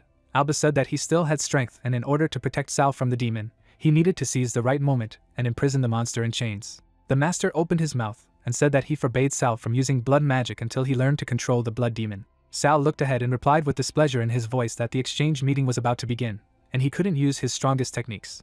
Chris, sitting down next to him, explained that this was why he needed to possess the demon as soon as possible. The essence of blood magic was to control and manipulate blood. He would give Sal a special training course. Albus's long hair fluttered in the air. He said that the hero was already used to relying on bloody swordsmanship. He didn't even notice how he got out of control. Sal stands in the fighting room with the blood monster that is reflected in the floor of the hall. The demon said that the troops led by the first and second generations of the Cooper Lords were invincible, and then they all died in one night. Sal remembered how he had read the books from the shelf of the closet. He wondered if the bloody swordsmanship had gone into a rage, which explained why there was no mention of this event in the books of the family library. Albus is standing on a field of bloody crosses. He said that there are many friends studying in their academy, which the hero must take care of, and if he does not want his friends to die at his hand, he must control himself. The old man leaves the room. Chris said that they will immediately begin a special training of blood magic. Ravens fly out into the street through the doorway, the head of the guard saying that the fewer people know about this secret training, the better. Chris turned. The crow blushed like a man. A naked cell stands near a vat of red liquid. Chris, standing near the fence of the academy, noticed that there were a lot of birds in the forest. Soon it would become very lively. The crow turned into a girl with two pigtails, who said that it was just a therapeutic bath. The girl lightly slapped herself on the cheeks. She said that all the Lord is a drunkard. He did it on purpose. The girl added that, however, the headmaster forbade Sal to use blood magic, which means she would definitely be able to kill the hero at the student exchange meeting. Luna Forest is a student with the S-level talent of the Forest family, one of the 7 great families. The rays of the bright sun break through the clouds, and the host of the competition says that this is one of the few events in the capital of St. Gort that can gather a whole stadium, where the audience will be able to personally not only see talented students. He pulls his hand aside and goes on to say that viewers can also meet the heads of the empire's largest families. Representatives of the clans sit in chairs, and the man continues to call out their names, and that it is His Royal Highness, Prince Sandro, the lords of noble families, as well as teachers and students of the Imperial Academy, and that today everyone has gathered to see the new talents and potential of the first years. The young man raised his hand in a gesture of greeting, and the host said that it was necessary to thank His Highness Sandro for organizing this meeting, and that the winner of the competition would receive not only the highest priority of studying at the academy, but also the gratitude of His Highness, and any wish. Sal looks thoughtfully ahead and thinks that the second prince is increasingly brazenly trying to win the love of those around him. The man looks ahead and announces that the competition is divided into 2 parts: qualification and tournament, and that in the first round worthy students will be selected who will then participate in the tournament itself, and continues that they will fight in the one-on-one arena until there is only one winner, and that the qualifying round will be held according to the old rules: 8 students. Those who can cut off the head of the Hydra and hold out with it until the end of the battle will qualify for the tournament. The Hydra opens its mouths. It is an immortal monster. The participants of the competition rush forward from their seats. The monster with glowing eyes furiously bares its fangs. The man says that how quickly the first head of the Hydra fell off his shoulders, and that it looks like natural magic, which is not taught in the academy, and asks who did it. The girl throws the crossbow up victoriously, and the young man says that at such a young age, already possessing the embodiment of a raven and the creation of magic arrows at the same time is definitely an S-level talent, and adds that the newcomer from the forest family is very good. Feathers fly into the air, and the guy reflects that there are many hidden talents among the new first-year students.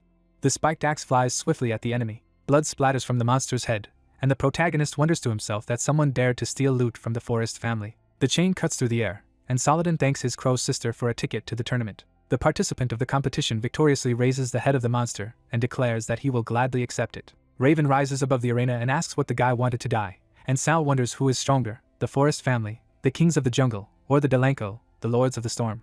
The guy looks menacingly at his opponent and asks that this is cute, and that she really hoped to break through his defense with her attack. The young man confidently steps forward and tells the girl to be careful, otherwise she will lose a lot of feathers and go bald, and the protagonist observes that, as expected from the Delanco family, they are famous for their impenetrable defense. The Hydra lowers its head with its mouth open, and the host of the competition says that Saladin Delanco is in first place, and that he got the head of the Hydra and goes to the next round of the competition, and the audience chants that it's cool and he won so quickly, and the main character continues his observations that this monster is much stronger than the dragon that was set on them in the dungeon.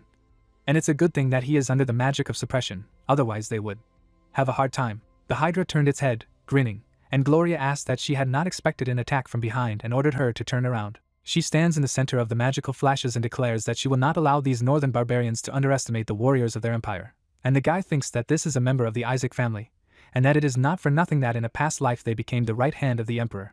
William swiftly approaches the enemy and shouts that this is the territory of the Imperial Academy, and that they will show their strength to everyone. The monster slowly approaches the blonde girl from behind, and the protagonist yells at her to be careful and tells the monster to leave her behind. The young lady turns back with a frightened face. The severed head of the Hydra falls at her feet, and she admires how strong Sal is to defeat the enemy with a single sword blow, and he thinks that the Hydra's level has been suppressed to the very bottom, and that it seems that the Academy does not want to lose in the selection stage. The warrior raises the head of the monster high and declares that he also got such a trophy, and the main character thinks that this is great, and they need another head, and their squad will be able to go to the next stage. The Hydra's head is chained, and the guy thinks that it is rare to find such a weakened monster, and that in addition to the head, he must take something else with him. The young man quickly approaches the enraged monster and orders Adelia, Gloria and William to go to the next stage, and he wants to practice a little with this creature. The protagonist with a fiery sword attacks the enemy and thinks that he cannot use blood magic, but is still strong enough to deal with it with a single sword. The monster spews an energy ball of magic from its mouth, and Sal thinks that as for its magical, fiery attack, he will use it, and that the enemy will kill himself. He raises a fiery sword over the monster's head.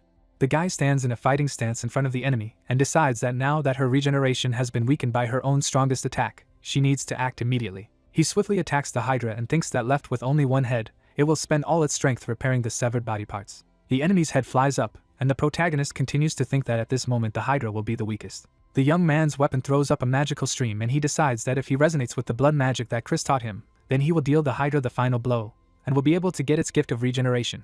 The fire magic of the sword is unleashed on the Hydra. The main character's hands are entangled in magic ribbons.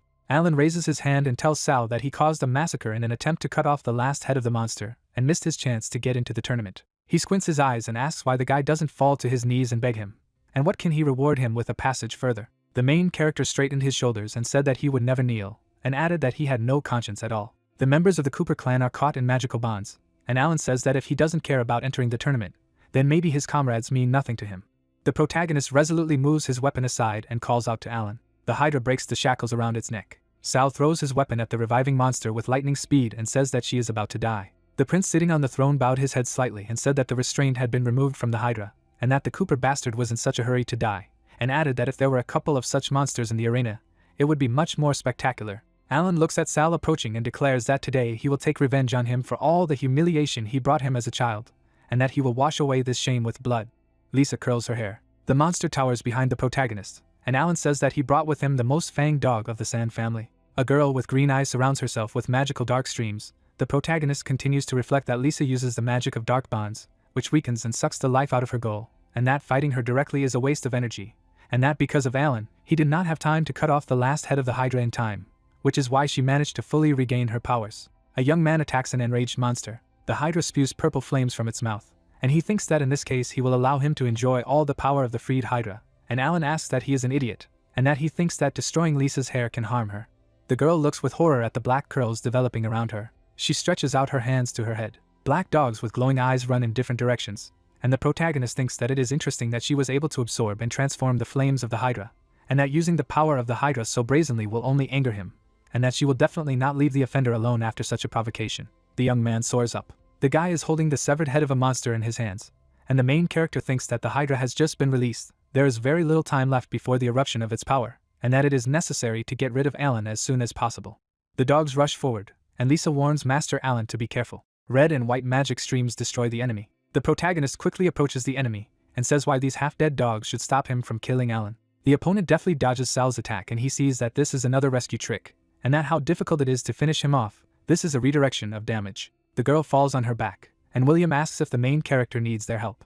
The guy leans towards Lisa, and the protagonist orders them to get out of here as soon as possible and take the girl with them. The armored warrior hugs Lisa and hisses that he is in pain, and the host announces that Gloria Isaac is in third place, and that she is congratulated for passing to the next stage, and continues that the fourth place is taken by an unknown fighter, and he is also congratulated for passing to the next stage. The enraged girl sinks her teeth into the young man's hand, and he shouts at her that he should stop biting. Didn't she realize that Sal doesn't want to kill her? And the host says that William takes sixth place and congratulates him on it. A brunette with distraught eyes holds the guy's hand, and he asks her not to stay here to take revenge on Alan. She looks at the young man with disbelief and asks that such a freak is worth risking his life for him. William looks at Lisa with concern in his eyes and promises that when they grow up and become stronger, they will be able to protect themselves. The girl lowered her sad eyes, and the guy continued that she personally passed the test and deserved her place in the tournament, and that he hopes that in the next stage they can fight each other fairly.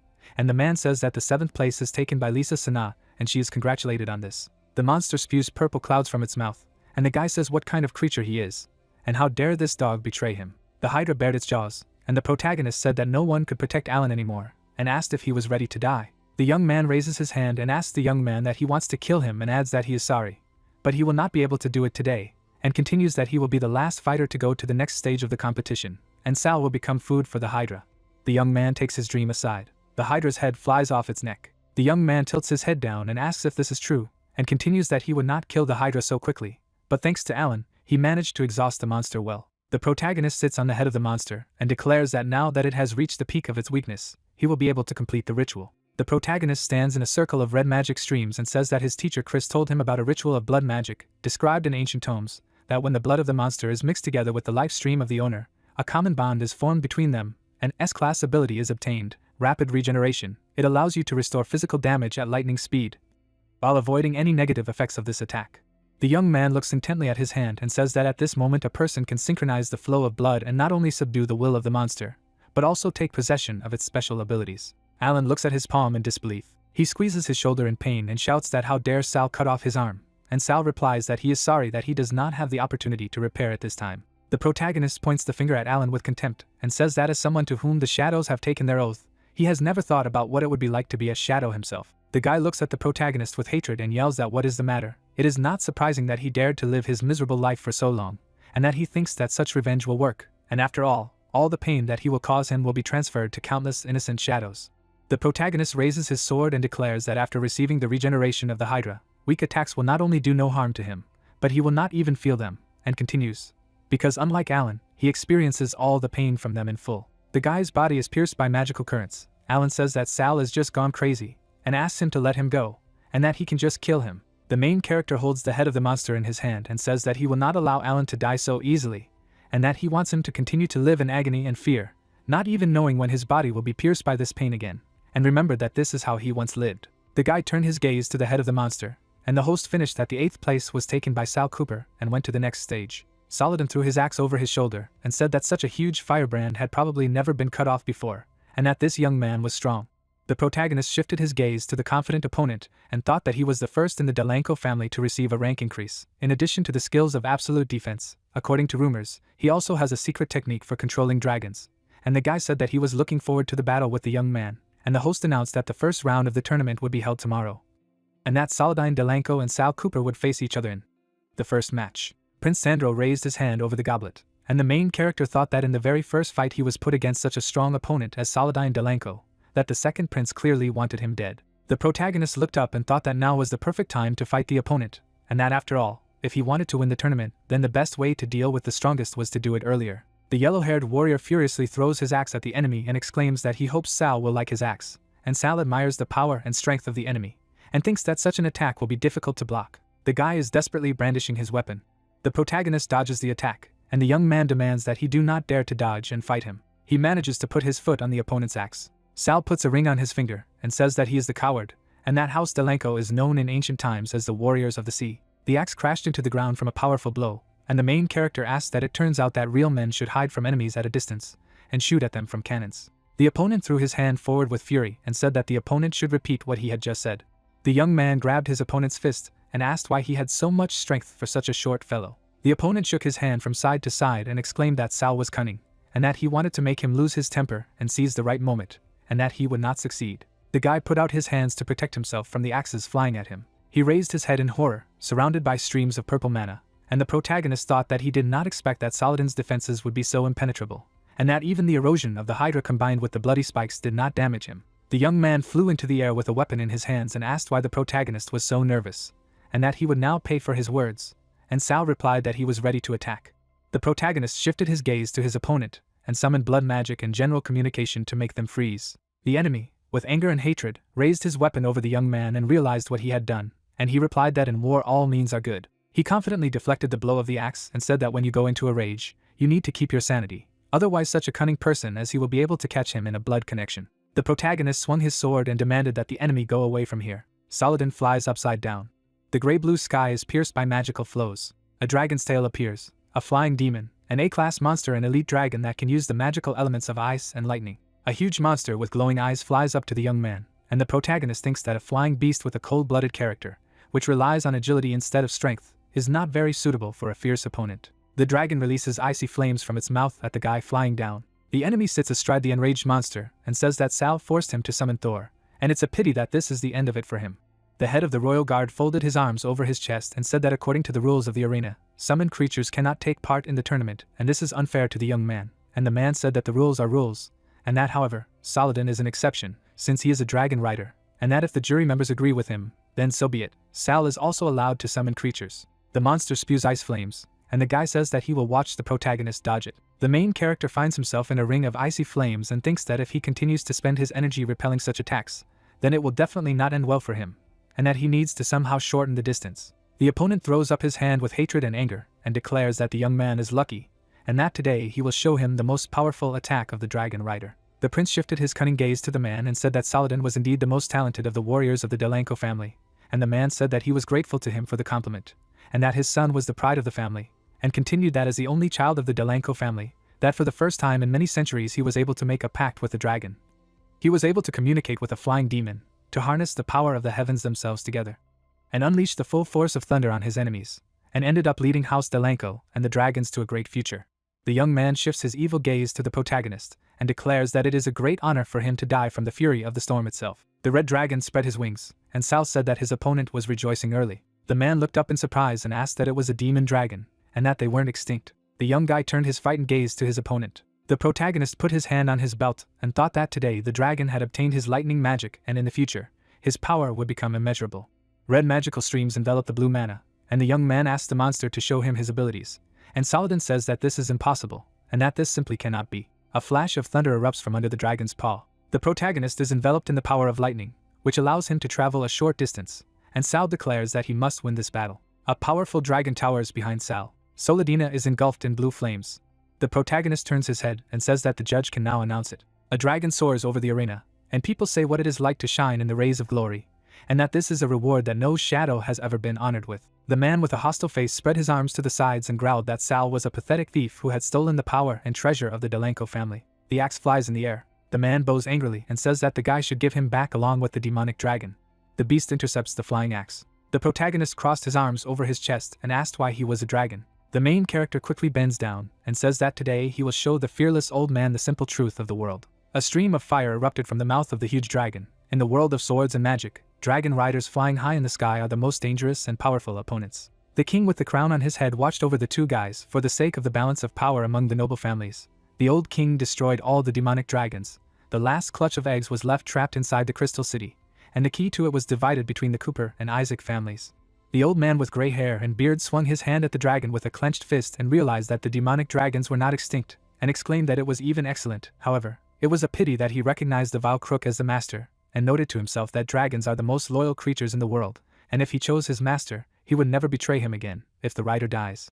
Or if you try to forcibly separate them, it will only drive the dragon to suicide. He watched his movements carefully and wondered where the guy got this dragon from. He had brothers or sisters, and added to himself that if their Delenko family could get their hands on this dragon, they would definitely become the strongest of the 7 great houses. The main character looked at him and said that this was the last demonic dragon in the whole world. The rest of the eggs were ordered to be destroyed. The elder wondered who gave such an order. The guy was holding on to the dragon's body. He bent down to the old man and replied that the one who least wanted to see the Delenako family at the top of the food chain. Sometimes, absolute loyalty did not always guarantee his safety. He clarified that this was the second prince. But why would he need it? An image appeared with the table of the tournament in the playoff format. He noticed that it was much easier to control the dragon if his wings and fangs were broken off. The protagonist of the dragon's tears and warned William that his next opponent is the heiress of the Forest family of Forest. They mainly use traps to effectively hunt their prey. The bear got entangled in the rope. William held his sword in his right hand, who added that he had better close the distance as quickly as possible and use his most powerful techniques to deal with it as quickly as possible. Otherwise he would quickly be stuffed with crossbow bolts. Crossbow shells flew in his direction.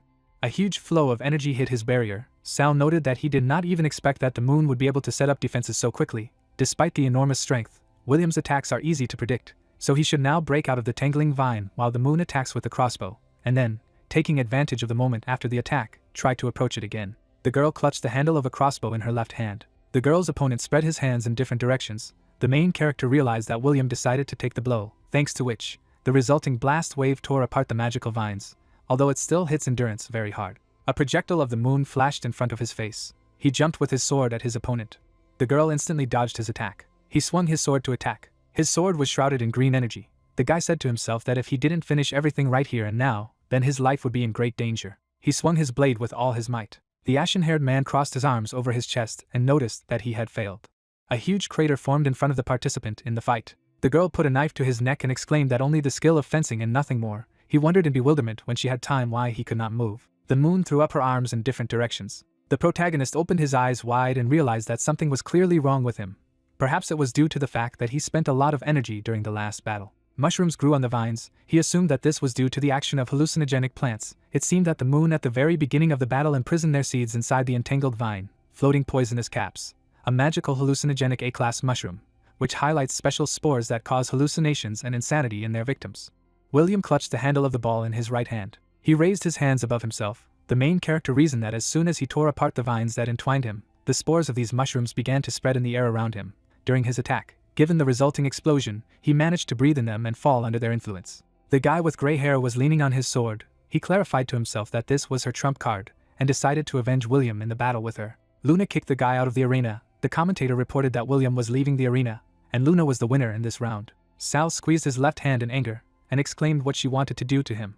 The guy's body was grabbed by black tentacles. Lisa whispered to save him. He wondered when they managed to become so friends, caught him even faster than him, and strangely, she just saved his life, and she herself stays away. The black-haired girl put her hands to her chest. Andrea knelt in front of William's body and noted that Lady Luna had been too cruel to him, and that there were still spores of those hallucinogenic mushrooms in his body, and she couldn't take the effects of them off him. The protagonist turned to the girl standing behind him, and realized that he had an idea. He asked her to lightly hit William with black magic. He needed to wake up as soon as possible. An image of purple lightning appeared. He was glad that he woke up, and asked him not to forget to thank Lisa for this.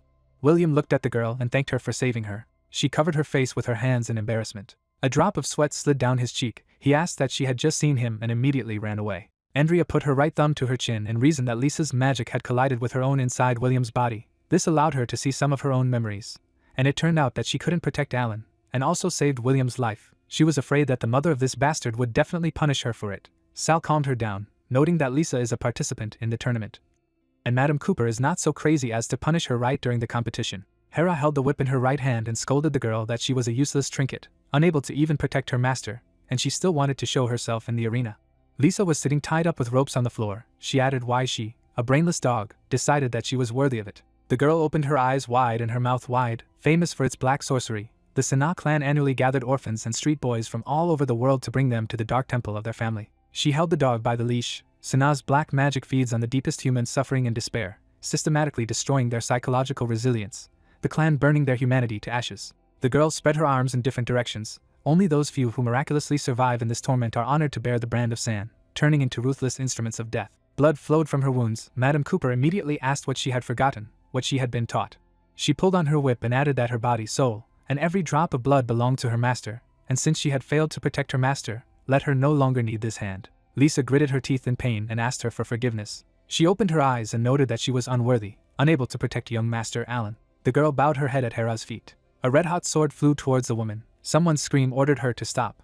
A whip slipped from her hand. Enraged, Sal ran into the room and exclaimed that this was the Imperial Academy, not its torture fiefdom. She stretched out her hand and said that he had come very inopportunely, although it was even better, now she would personally break his neck. A green haze escaped from her ring. She concluded that he would be like this dog, living in the shackles of black magic worse than death, humiliatingly begging at her feet. The girl opened her mouth from suffocation. The main character looked at the woman and replied that it was funny how the shadow oath imposed by the Coopers now binds him to Alan. He has become his shadow. Hera stood opposite and shouted that he was a cursed bastard. How dare he talk to his master like that? He looked at Lisa and hoped that she would live a long time, because poor Alan would experience all her pains twice. She closed her eyes and asked her master to punish her. The protagonist held out his hand in front of him and said that they were bloodthirsty executioners who played with human lives. Andera said that if he was aware of the consequences, attacking the nobleman would deprive them of the second prince's support and the right to advance. She waved her staff and added that she had seen Lisa's memories. In order to free her, she needed to awaken the warmest moments of her past. The blonde guy leaned over to the girl and asked if she could hear him. She had a duel. If she won, stay in the academy. William smiled slightly at her and said that he finally had a chance to meet her face to face and honestly find out who was stronger. Lisa opened her eyes slightly. She grabbed the magic collar, which added that if they managed to get out of this dungeon today, she would be free from her shackles forever. The woman put out her hand and shouted how she, an insignificant animal, dared even to think of freedom. It would make her soul experience torments that she did not even dare to imagine. She held on to the collar with her hands and realized that she could not die here. Hera was thrown aside by the shockwave. Lisa ran out the door and reminded herself that she had made a promise. She had no right to lose her life in this place. She closed her eyes in exhaustion and muttered that she must not give up, she must not die. William caught her in his arms and happily stated that he was so afraid that something terrible would happen to her. She clarified how he ended up here. Wasn't the rector supposed to treat him? The woman stood on all fours on the floor and shouted that they didn't dare to talk like that. Even if Lisa was freed from black magic, she was still the property of the Sand clan. Albus looked at her and replied that she was a participant in the tournament, not the private property of any house. Hera stood in front of her and reminded her that unfortunately, after the end of the rookie tournament, the academy would no longer be able to defend her. He gave her a displeased look and retorted that if she became his apprentice, the Sana clan would be willing to quarrel with the Cooper family for it. She walked away from them and noted that it was very kind of him. He replied that it was William who insisted. Sometimes the teacher has to fulfill the requests of his students. She thought that it was interesting how William managed to influence the rector. It seemed that he was very attached to Lisa. The rector informed the young man that he trusted him to take care of Lisa. Alan held Lisa in his arms and did not understand why he was the one. Because it would be so convenient. Why not Andrea? She leaned against his chest. The girl asked him to be quiet, because she was sleeping. Sal put his hand on Oliver's shoulder and noted that he had done a great job, because thanks to him they learned about the existence of this secret dungeon, and they were able to save Lisa. He bowed to him and told him that before his arrival, the rector had already announced on Lisa's behalf the refusal to participate in the second round. The Sana clan officially recognized that Andrea and Molly automatically went further. He put his fingers on his chin and added that in the other group there would be a duel between Gloria and a mysterious knight. He had smashed Gloria with lightning speed without a scratch, using techniques that even he, the old teacher, had failed to recognize. The girl on her knees handed the man a braid. The black-haired man stuck out the index finger of his right hand and said that now it was his turn to enter the arena. If he was late, the prince would deprive him of the right to advance. He would scold him to 3. If Sal did not enter the arena, let him think that she had given up. A drop of sweat slid down Moran's face. He clarified that there was a countdown, namely 3 seconds. If Sal did not enter the arena, then it would be considered a refusal. The main character crossed his arms over his chest and replied that he was really in too much of a hurry. He spread his arms in different directions and warned Luna that they could start. Yes, she put her crossbow in front of her and exclaimed that he should take her blow. Mushrooms grew on the vine. A powerful stream of energy burst out of the dragon's mouth. The protagonist assured her that he would not let her repeat the old tricks. They would solve everything quickly, and also apologized for her rudeness. Luna fell to her knees and noticed that this technique was too cool. The commentator announced that Luna was falling outside the arena. Sal was winning. The Thunder Flame Dragon was too strong, and by the unanimous decision of the second prince of the Academy leadership, the use of contract magical beasts in the arena tournament was no longer allowed. The blonde guy leaned his forehead against the dragon's head and thought that the Academy always showed him special justice. He put his hand on his thigh. The guy in the witch's head explained that this guy on the other side had incredible protection. Even Gloria couldn't leave a scratch on him. She shouldn't think about showing mercy or restraint. He sat down and looked at them and warned the girl that if it became dangerous, she should surrender immediately. He would take care of the rest. A black-haired guy in a mask was holding on to the hilt of his sword with both hands. The main character was speculating about who this guy was. He had never heard of him in his previous life. 3 different elements formed in the 3 clouds.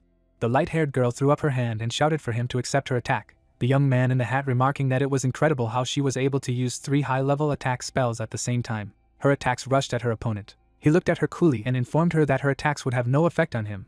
The protagonist didn't understand how a blow could just disappear into nowhere. If all that elemental magic energy was absorbed, then where did it go? He put 2 hands on the hilt of his sword and said that the balance of power would return her an equivalent response. Sal shouted that she should take care of herself. This guy was going to deliver a powerful blow. The girl hovered over the battlefield, wondering if it was wind magic, not only absorbing energy, but also using the power of the wind to accumulate power for the circuit.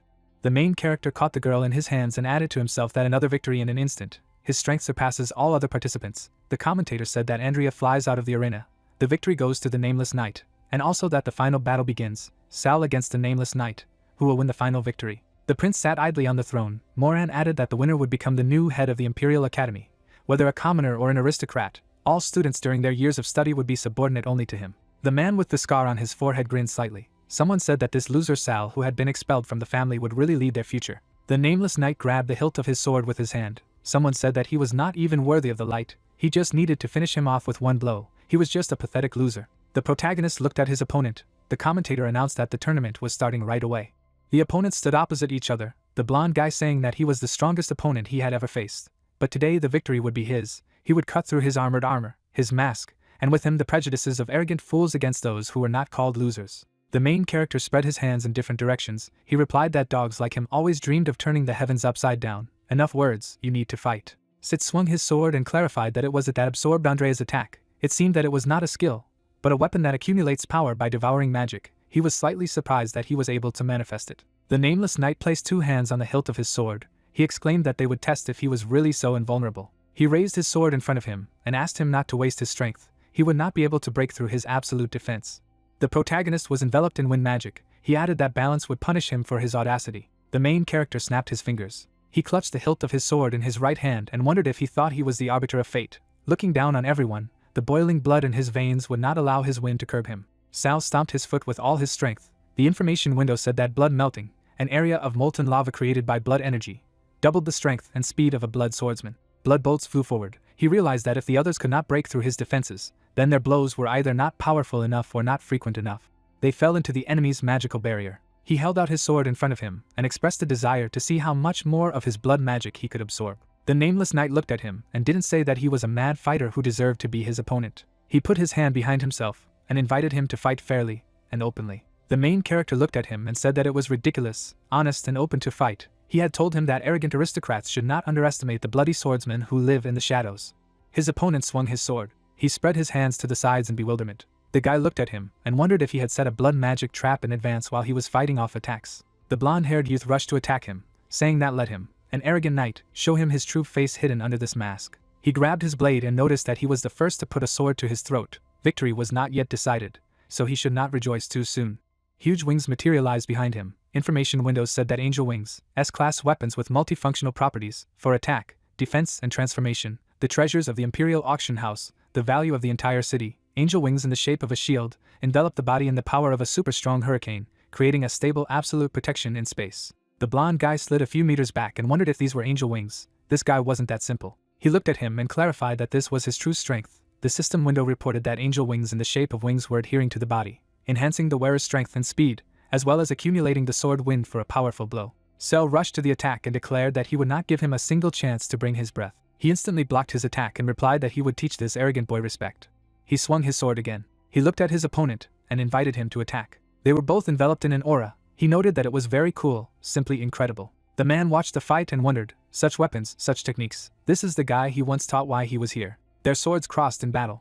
Moran approached the prince, who said that he did not think that he would dare to come here. Those people they secretly trained would finally come in handy. Today this nameless knight would die. The black-haired guy also held a sword in front of him and said that his sword skill was no worse than his. He was getting stronger with every moment of the fight. Why was that? He soared above him and replied that he thought that he only needed blood magic as a trap to hold him back. The information window said that ultra-fast regeneration, blood melting, an area of space created by Sal's blood energy, was connected to him at any moment. Blood energy sensed all the movements in the arena and supplied him with power. The nameless knight spread his hands to the sides and realized, this is it, then he will simply destroy all of his blood energy at once. The information window said that the sacred storm sword was absorbing the sword wind from the powerful air currents, creating countless shadow blades for a massive attack on the area. The protagonist crossed his arms and reminded him not to dare to underestimate the power of the blood swordsman. A huge monster appeared behind his opponent, who exclaimed that it was very cool, light against shadow, who would be stronger. Sal was standing in the middle of the battlefield and asked that even now, he was still clinging to the last hope. He looked at his opponent, and replied that it was time for him to cling to straws. He hovered over the arena. He looked at his opponent's attack and noted that it was treacherous. He dared to use the blood energy to tie him up and mock him. He held his arms crossed in front of him and stated that it was useless. The blood energy was alive, and the more he resisted, the more it squeezed him. He thought that he would check how many more trump cards he had up his sleeve. The nameless knight waved his skeleton arm. The system board reported that the necromancer's hand, the weapon of the first head of the Na clan, naturally suppressed any abilities of living beings. An S-class black magic weapon, a priceless treasure of the Imperial pawnshop. A bloody attack from Sal rained down on him. Then he notified that he had forced him to take out this weapon. The information window said that the withering of death dries up the life force of the target, turning it into a dead shell. His opponent calmly walked towards him and noticed that if he was to judge by sheer strength, he was superior to him in this battle. A drop of sweat slipped down the protagonist's cheek. He felt that something was clearly wrong. He tried to show him his favor. Why he felt even more dangerous. The hooded guy waved his whip. The protagonist grabbed him with his attack and thought, such a massive conspiracy in the Imperial Academy. The one behind it, and the person in front of him, both difficult individuals. The mask of the nameless knight fell to the floor. A drop of sweat slid down his cheek. The system board reported that it was Richard, the crown prince, the eldest prince of the royal family. Masked warriors jumped into the arena from the stands. The blonde youth recalled that in his past life he had heard that the eldest prince was loved by the warriors. He always went ahead, suppressing the rebels. But alas, he died too early. Now he realized that most likely he was killed by endless assassination attempts by the aristocrats. Moran exclaimed that this was an assassination attempt. He needed to capture the assassins and protect the second prince first. Richard raised the necromancer's hand above him and noted that these were the unswerving hyenas again. If they smelled their prey, they would have a death grip. Body parts of the attacking warriors dissolved into thin air. The nameless knight held out his hand in front of him and stated that the pathetic who dared to confuse the assassination attempt on the royal family would accept death. The information window stated that the angelic wings in the form of a vault, connected to the treasury of the Imperial pawnshop, allowed any weapon to be instantly exchanged based on reputation and returned at any time. A huge energy attack erupted from the dragon's mouth. Sal thought that if he could stop this assassination attempt and befriend the eldest prince, he would no longer have to fear harassment from the second prince. After being reborn, he didn't have a chance to make a real massacre. Today he would show them what the god of death from his past life was capable of. The main character put out his hand in front of him. Two different auras enveloped his body. He noted what the path of the Azura was. It was rivers of blood. The enraged protagonist opened his eyes and mouth wide. Richard's eyes and mouth were also wide open. Mysterious warriors held weapons in their hands. The nameless knight held out his arms in different directions and asked how the pathetic firefly dared to defy the glow of the full moon. The system board reported that the eternal stars, a staff inherited from the first head of the gun line, radiated magic that could erase the stars from the heavens.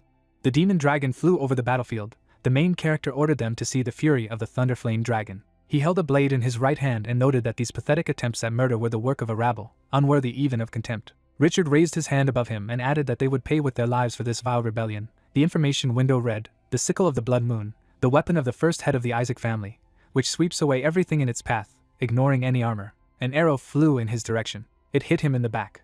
Blood clots flew in the air. Sal spread his arms to the sides and asked him to beware of the danger that lurked behind him. He clenched his left hand into a fist. He thanked him for his advice. It was time to end this once and for all. The attacking warrior burned in the blue flames. Above the arena sat a prince on a throne.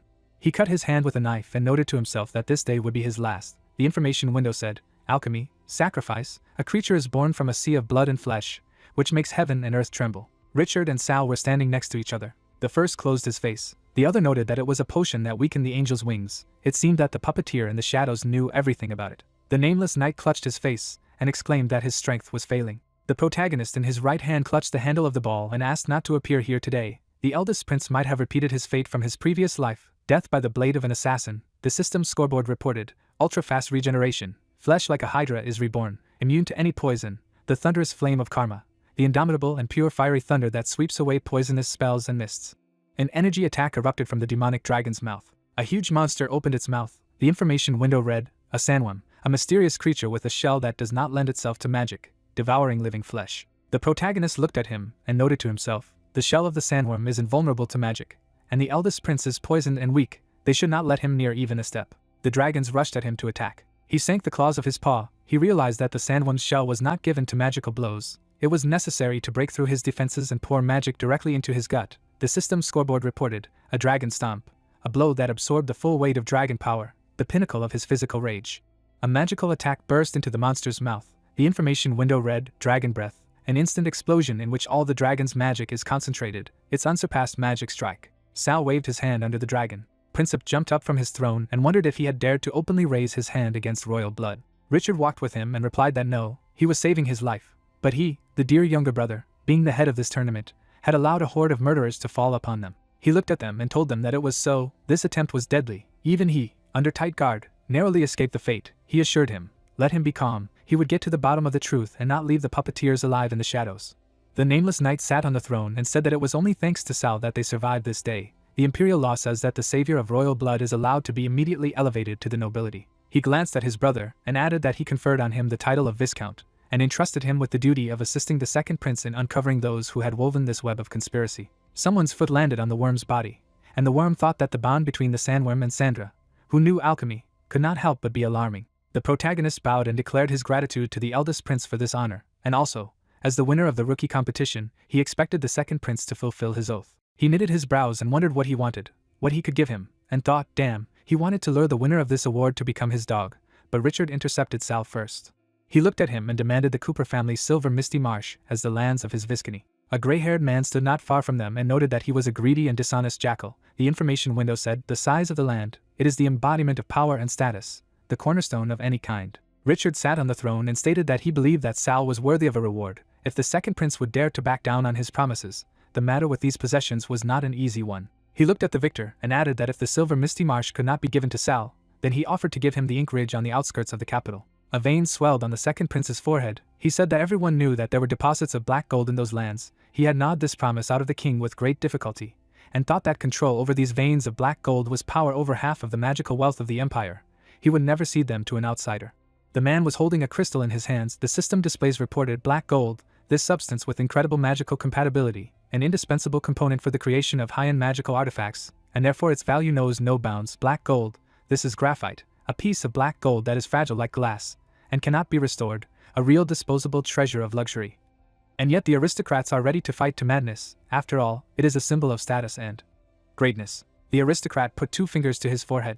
Richard held out his hand to his brother, and asked if his dear younger brother had decided to give Sal the silver misty marsh, or the incubus ridge. He closed his eyes and announced that on behalf of the head of the Cooper family, he was handing over the silver misty swamps to Sal. The gray-haired man folded his arms over his chest and exclaimed, he dared to grab a piece of cake from the Cooper family, and stuff his belly with it.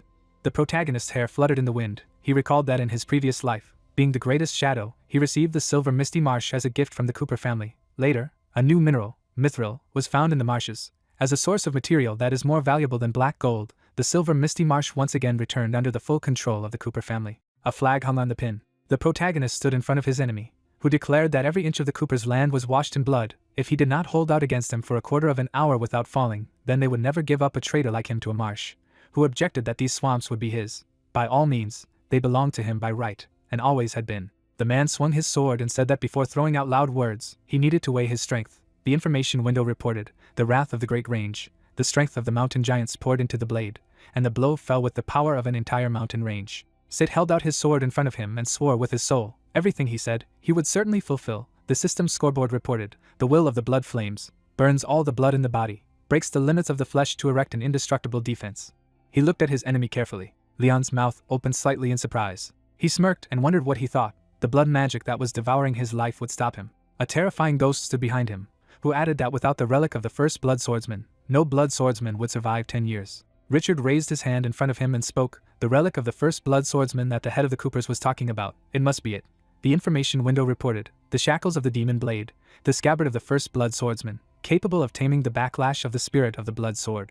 He approached the participants of the duel and said that a quarter of an hour had elapsed. It was time for the head of the Coopers to prepare the transfer of the silver misty swamps to Sal. The treasures were worthy of heroes.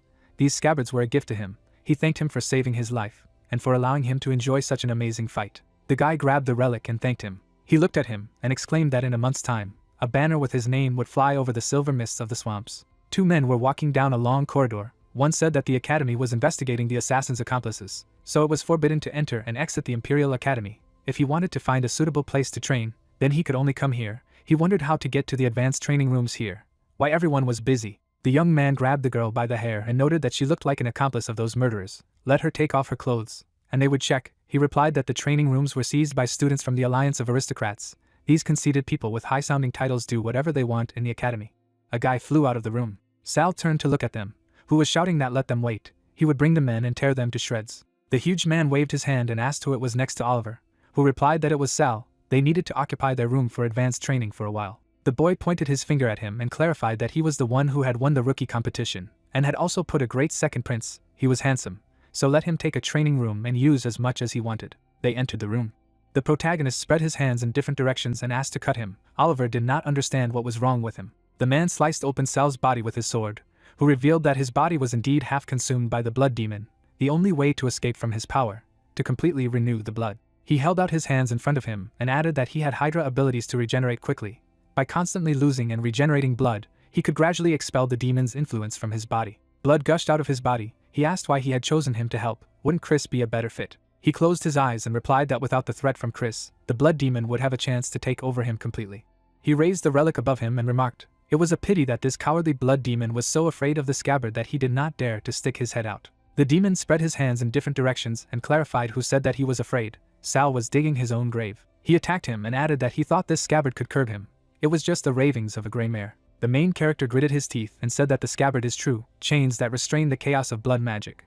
But the one who uses them needs a lot of strength. He opened his shirt and noticed that he needed the scabbard only to keep his mind clear, and he wanted to tame it with his own hands. The main character attacked the demon. The guy opened the door with his foot and shouted where was the bastard who kicked him. Let him get out. The young master returned for revenge. A group of aristocrats were standing in the doorway, one of them saying that this weakling, the same Sal who had angered the second prince, should be grabbed and the reward would be theirs. He rushed at them to attack and exclaimed how timely they came. They were an excellent bait for his bloody power.